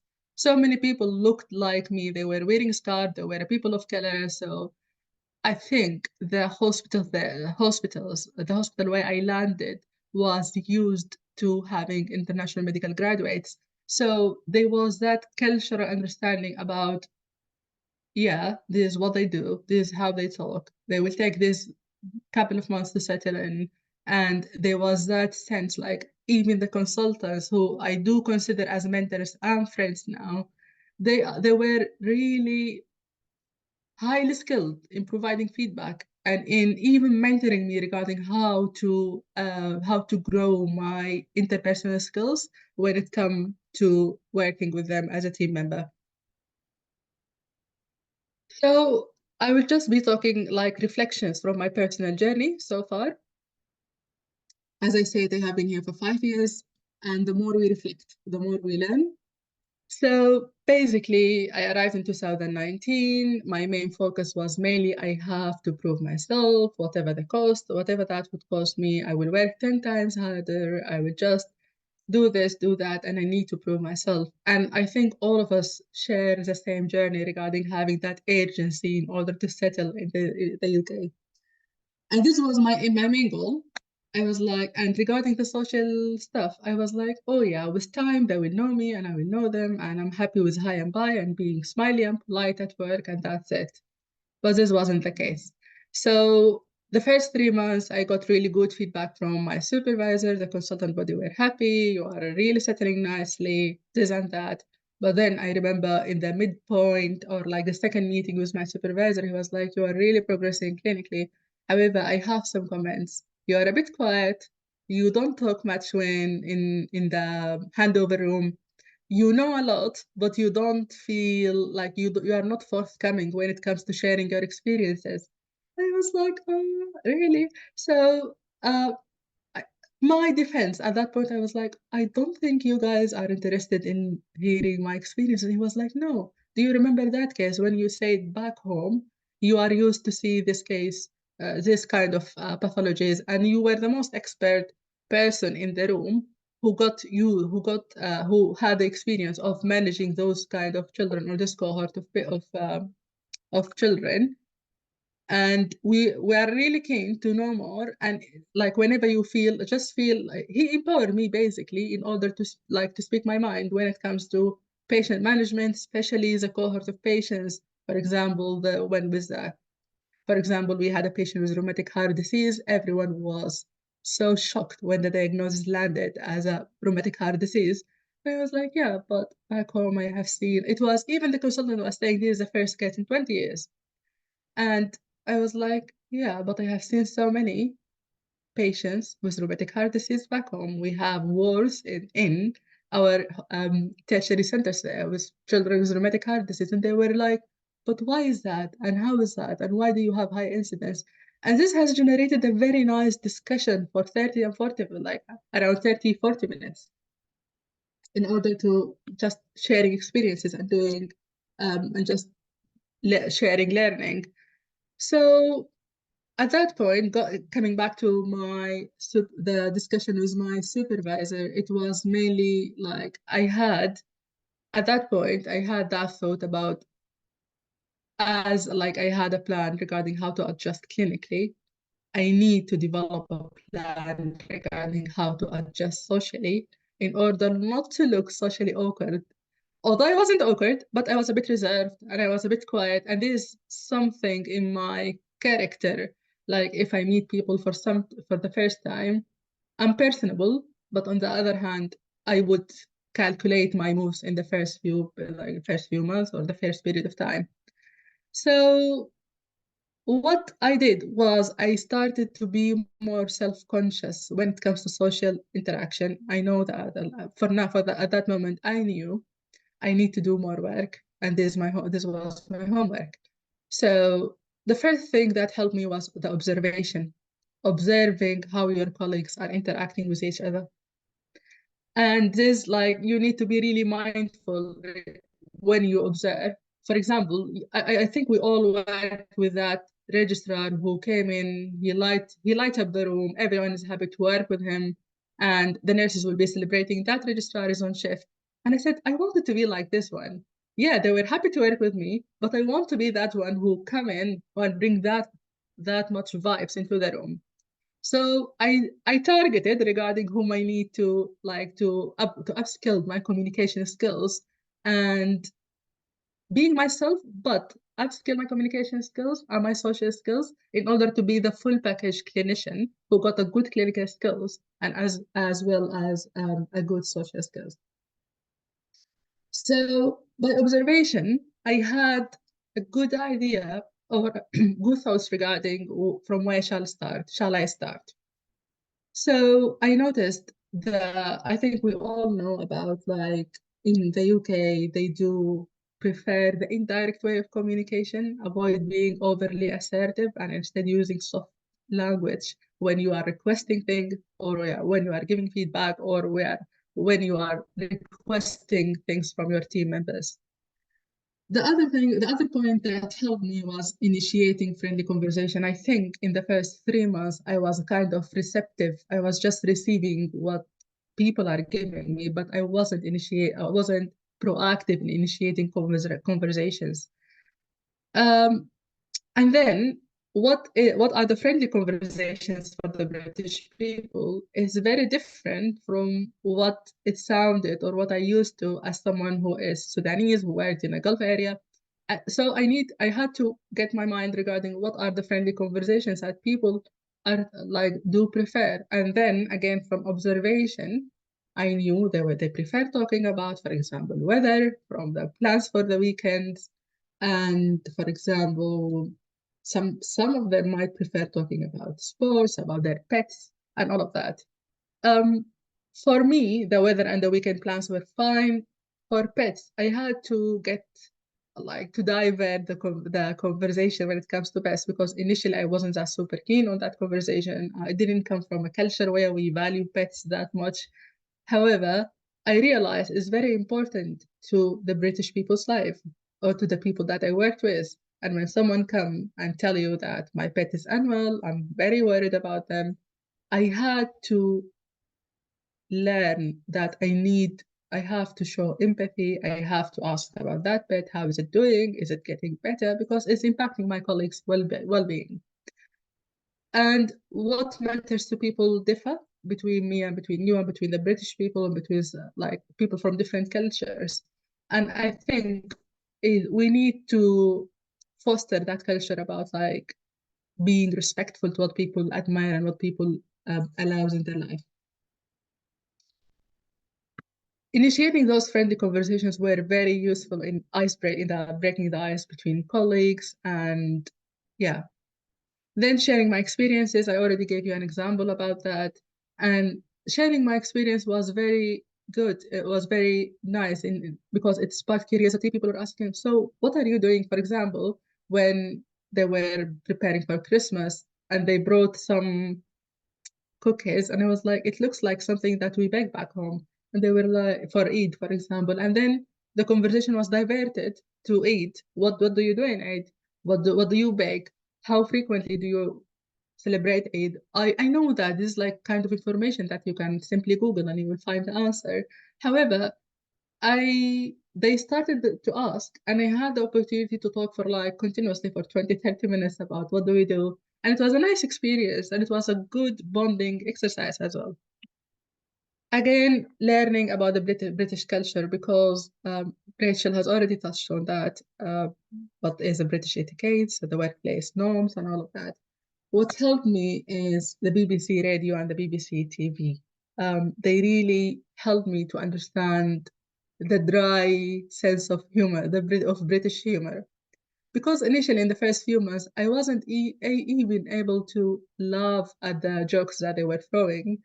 And I was really feeling a bit weird, like people are smiling, are laughing, and I was like, I didn't even get the joke. So listening to this kind of to the broadcast or the British media has really helped me. I haven't mastered that skill yet. However, I'm getting better. And you don't need to sit down for the TV or listening to the radio with a pen and paper. You don't need to write it down or do anything. Just mainly about including that in your daily routine. Just learning something, and also, without feeling or without knowing, you will feel that even your language has significantly improved just by listening to how they direct their conversations, what slangs they are used, and even you feel like you now know more and you are more aware about the hot topics in Britain or in the UK. Then participating and organizing in the social events. I remember in the first few months, I wasn't like when the consultant was coming and he was like, now I will be doing the coffee round. Do you want a coffee or tea? And I was like, no, I don't want. Thank you, I'm fine. And I think it was awkward from me doing that. And I didn't realize that till my supervisor pointed out to me. He was like, you are not really keen on the coffee, or like, it was a friendly chat. It wasn't like accusing me of anything, but he supervised so many IMGs, and he was trying to mentor me in order to be more cautious about the different cultures. I was like, yeah, because I didn't have any consultant in my life who will be going and do coffee and tea rounds. And I felt like I am his junior, so I should be the one doing the coffee and tea rather than the consultant doing that for me. And he was like, no, we are aiming for the flat hierarchy. We want everyone to feel like one family, well-integrated team and all of that. And then I had to pick up on this. I started offering that, doing the coffee rounds or the tea rounds, or yeah, so this, for example. And then I missed out on so many social events that took place out of the hospital. And I think it didn't help me doing that initially because I was a bit reserved about the nature of the social event. What shall I do? Is it appropriate for me to be there? But then I started, like, I just decided to step out of my comfort zone. I decided that I will go for once, and if it worked for me, well and good, I will continue doing that. If it didn't, it didn't, and that's fine. So I went once, and the joy and the people, like, the vibes that I got, that I was very welcome. People were happy seeing me there, out of the work context, and how people appreciated that has really helped me into like putting that in my being more proactive regarding when it comes to participating in social events. Be a team player, and this is a broad topic, I know, like regarding what is a team player and who is a team player. Team player for me is someone who is very approachable, and the only way to be that approachable or like to be considered or labeled as approachable is to show that warmth and to break ice with people. You don't want to be the reg who the SHOs hate working with, or the reg who your reg colleagues aren't really happy to work with you because you are just living in your own bubble, you're just covering your own area, you wouldn't come and lend a hand if the other area is busy or is like your colleague is struggling with the workload. The other thing that I learned is about being humble and don't hesitate to ask or seek advice or clarification or anything.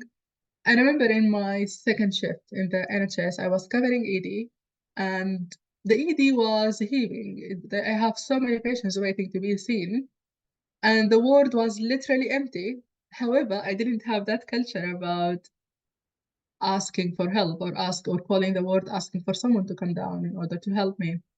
And I remember one of the most senior consultants came down. He was like, you know, you look so busy. You didn't ask for help. And I was like, yeah, but I'm managing. It's fine. And he was like, yeah, I know you are capable. I know that you're prioritizing your patients safely and you are doing the work and you are more than capable of doing it. However, the culture here is you ask for help. People will ask for your help. And it's not about showing, it's not a one-man show, it's a teamwork. And I think it rang a bell on my head because I came from a culture that a hard worker who is working solo, we kind of glorify that kind of person. However, in the UK, like I think for all of us, we need to adjust our mindset regarding being open and humble to ask for help and being there for your colleagues to help if they need any. Also, by being a team player, I mean about celebrating team success and achievements and acknowledging, for example, the hardships, acknowledging colleagues. And one of the things that I started in one of my placements, and that has really helped the social interaction and the integration within the team itself, was starting the nomination for GREDX. It wasn't something well developed in my department. And I fostered the culture regarding like recognizing if your colleague is doing something exceptional or is doing something well. You need to give that feedback formally and informally. And it started coming around. What goes around comes around. And when you start fostering that kind of social interaction, and people appreciate that you are that thoughtful about your colleagues, they will start thinking or seeing another perspective, another dimension of you as a human being rather as a clinician. And this will only bring positive vibes and good things your way. Patience and persistence.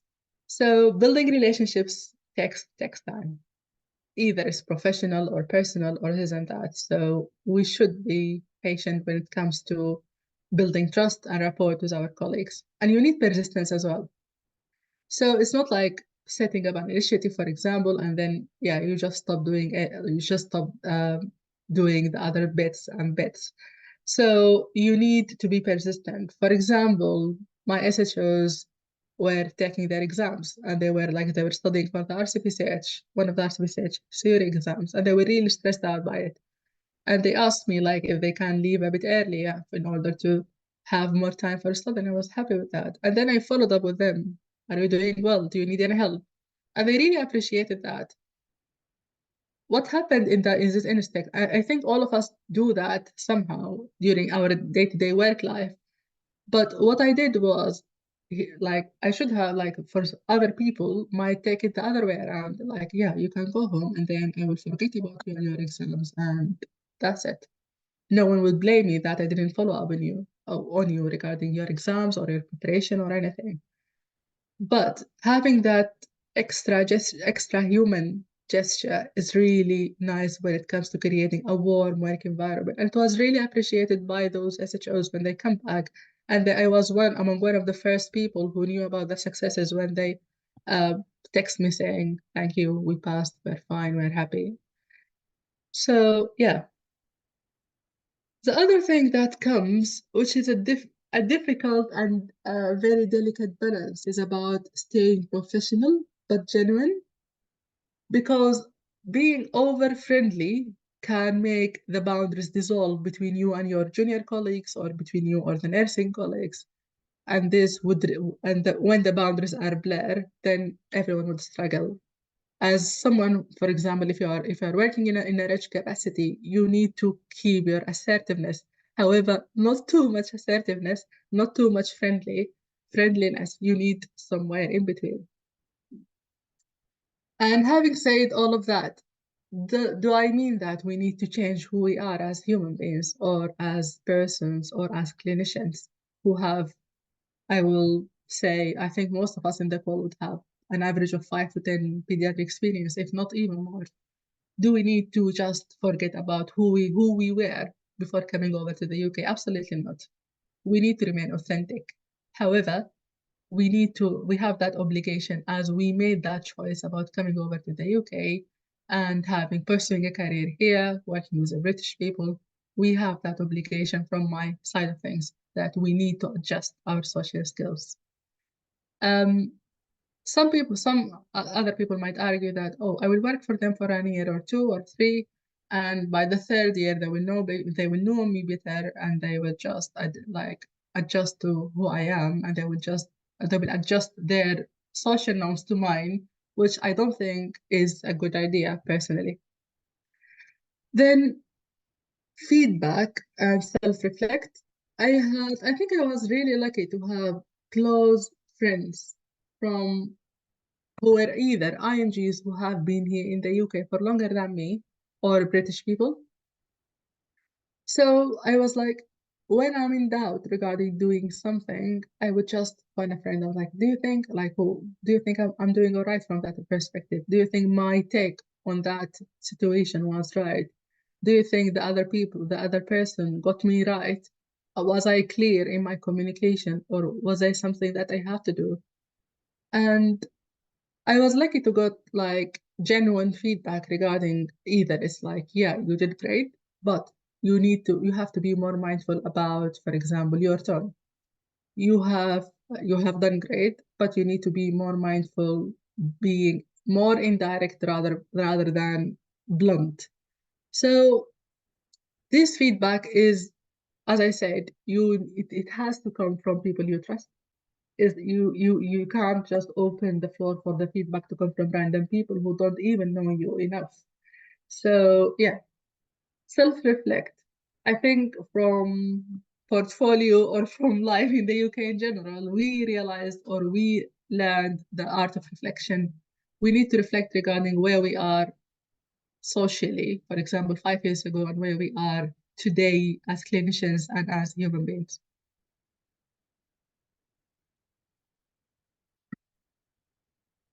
Celebrating diversity.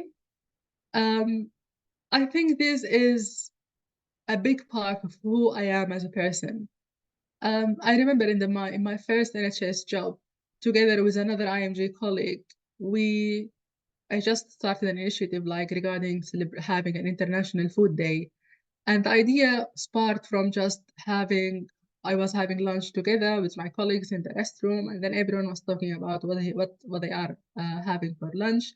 And then some people were like, "Oh, it smells nice. What is this? How do you cook it? This and that." And then I was like, "Let's do an international food day, and then we can share our food together." And everyone was like, "Yeah." So I looked around, and there were 4 people in the room who were really keen and they loved the idea. And it's just decided that let's do it like PAN department. Let's send emails to people and let's set a date and just do it. When I was writing the email, I was really panicking. I was like, what if people ignore this initiative? What if they didn't like it? But I was like, okay, even if they ignored it or they didn't like it, let's do it. And what will happen in the worst case scenario? We will end up with 4 people in the room who are like my friends who were working together, and we will be sharing our food, which is fine. And I think food is a universal language when it comes to sharing food and like talking about food. It never goes wrong. And on the day, what like I did is I sent a poll regarding the days and I designed a flyer. I sent an email to all the department. I was really surprised by the massive response that we got. We got 22 persons in that room on that day, including consultants, nurses, and other allied healthcare professionals who prepared food and who were very thoughtful about even thinking about using halal meat rather than in order just like to be more considerate to the Muslim colleagues, including myself.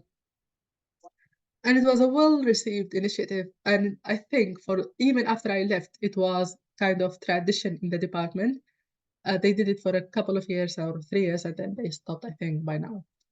So you need to be that person who bring a different vibes to the department. And when you value diversity, if you feel like you value diversity more than your colleagues, you need to be an ambassador for that. I have joined so many EDI working groups in the previous trusts that I have worked at, either in London or in Oxford after I started my training. And just working with these groups was really insightful regarding what can you do at your own department in order to improve things or make things better or make everyone in your team feels like heard and seen. Then what was the outcome of all of these tips that I have followed? And was it always easy? I think this would be the next question. The outcome is I'm happier now as a clinician working in the UK. My colleagues are happy. I have grown professionally. I think I have successfully networking with colleagues and with people who I have to network with. I need them for professional growth and I need them for personal growth as well. As I said earlier, I had placements, so I really just go to work to meet people besides doing my job rather than other placements where sometimes or even in the first NHS job, I wasn't at social integrated in the first few months. So I was really dreading going to work some days. So it's all about giving you better work-life balance, better social interactions, and well-being in general, physically and emotionally. Was it always easy? No, it wasn't always easy. But you have to be only conscious and mindful of the first, or like of your roadmap regarding how to get socially integrated. Then it will become built in your subconscious, and then you subconsciously do those stuff rather than sitting down, observing, planning, and calculating your steps. So it takes you, like, it's just a matter of adjustment after you get your roadmap ready regarding the social interaction or social integration. I always prefer to play with jigsaw since I was a child, and I think all of us might have the same experience regarding how to put the jigsaw pieces together in order to have the perfect jigsaw, which is on the left side of screen. I think we all remember how we had to remove some pieces, adjust the position, removing, like, even after you did if after you go a long way regarding putting your jigsaw together, sometimes you had to dismantle it and put it again together in order to have the perfect jigsaw picture at the end. So it's the same for social interaction or social integration when it comes to the UK workplace. You need a lot of unlearning and relearning. So in conclusion, I think we come with a clear plan when it comes to how to integrate clinically, how to transition into the NHS when it comes for a clinical work. We will do shadowing, we will ask this, we will do that, we will apply for training, we will go there, we will come there. But we don't have a really good understanding, or at least this was the case for me, regarding how to integrate socially. And we don't have an active plan that we pursue in order to do that. We just leave it for time, which can work for some people, but it will take you, like, I don't think it's a good idea. And the integration will take just a combination of having this cultural awareness, friendliness, and professionalism, maintaining the right balance. As I said before, it takes patience, but consistent effort will take you a long way. And I think social integration is really crucial for personal and professional growth. I would say be the change that you want to see in the workplace. I know it's easier to be said rather than done, and some of the workplaces can be really obstructive when it comes to such kind of things. However, I would argue and I would say find your ally in the department. Either it's your colleague, someone who is more senior to you, as a senior rush, for example, or a consultant or a supervisor. You will find an ally. You will find someone who is really keen on the idea of celebrating diversity and inclusion, and or even mentor you in order to, like, give you just insight regarding what do you need to do, or how can you develop from a social perspective. And sorry, I just start talking. I never stopped. Thank you so much for listening. And if you have any questions, comments, feedback, please feel free to share.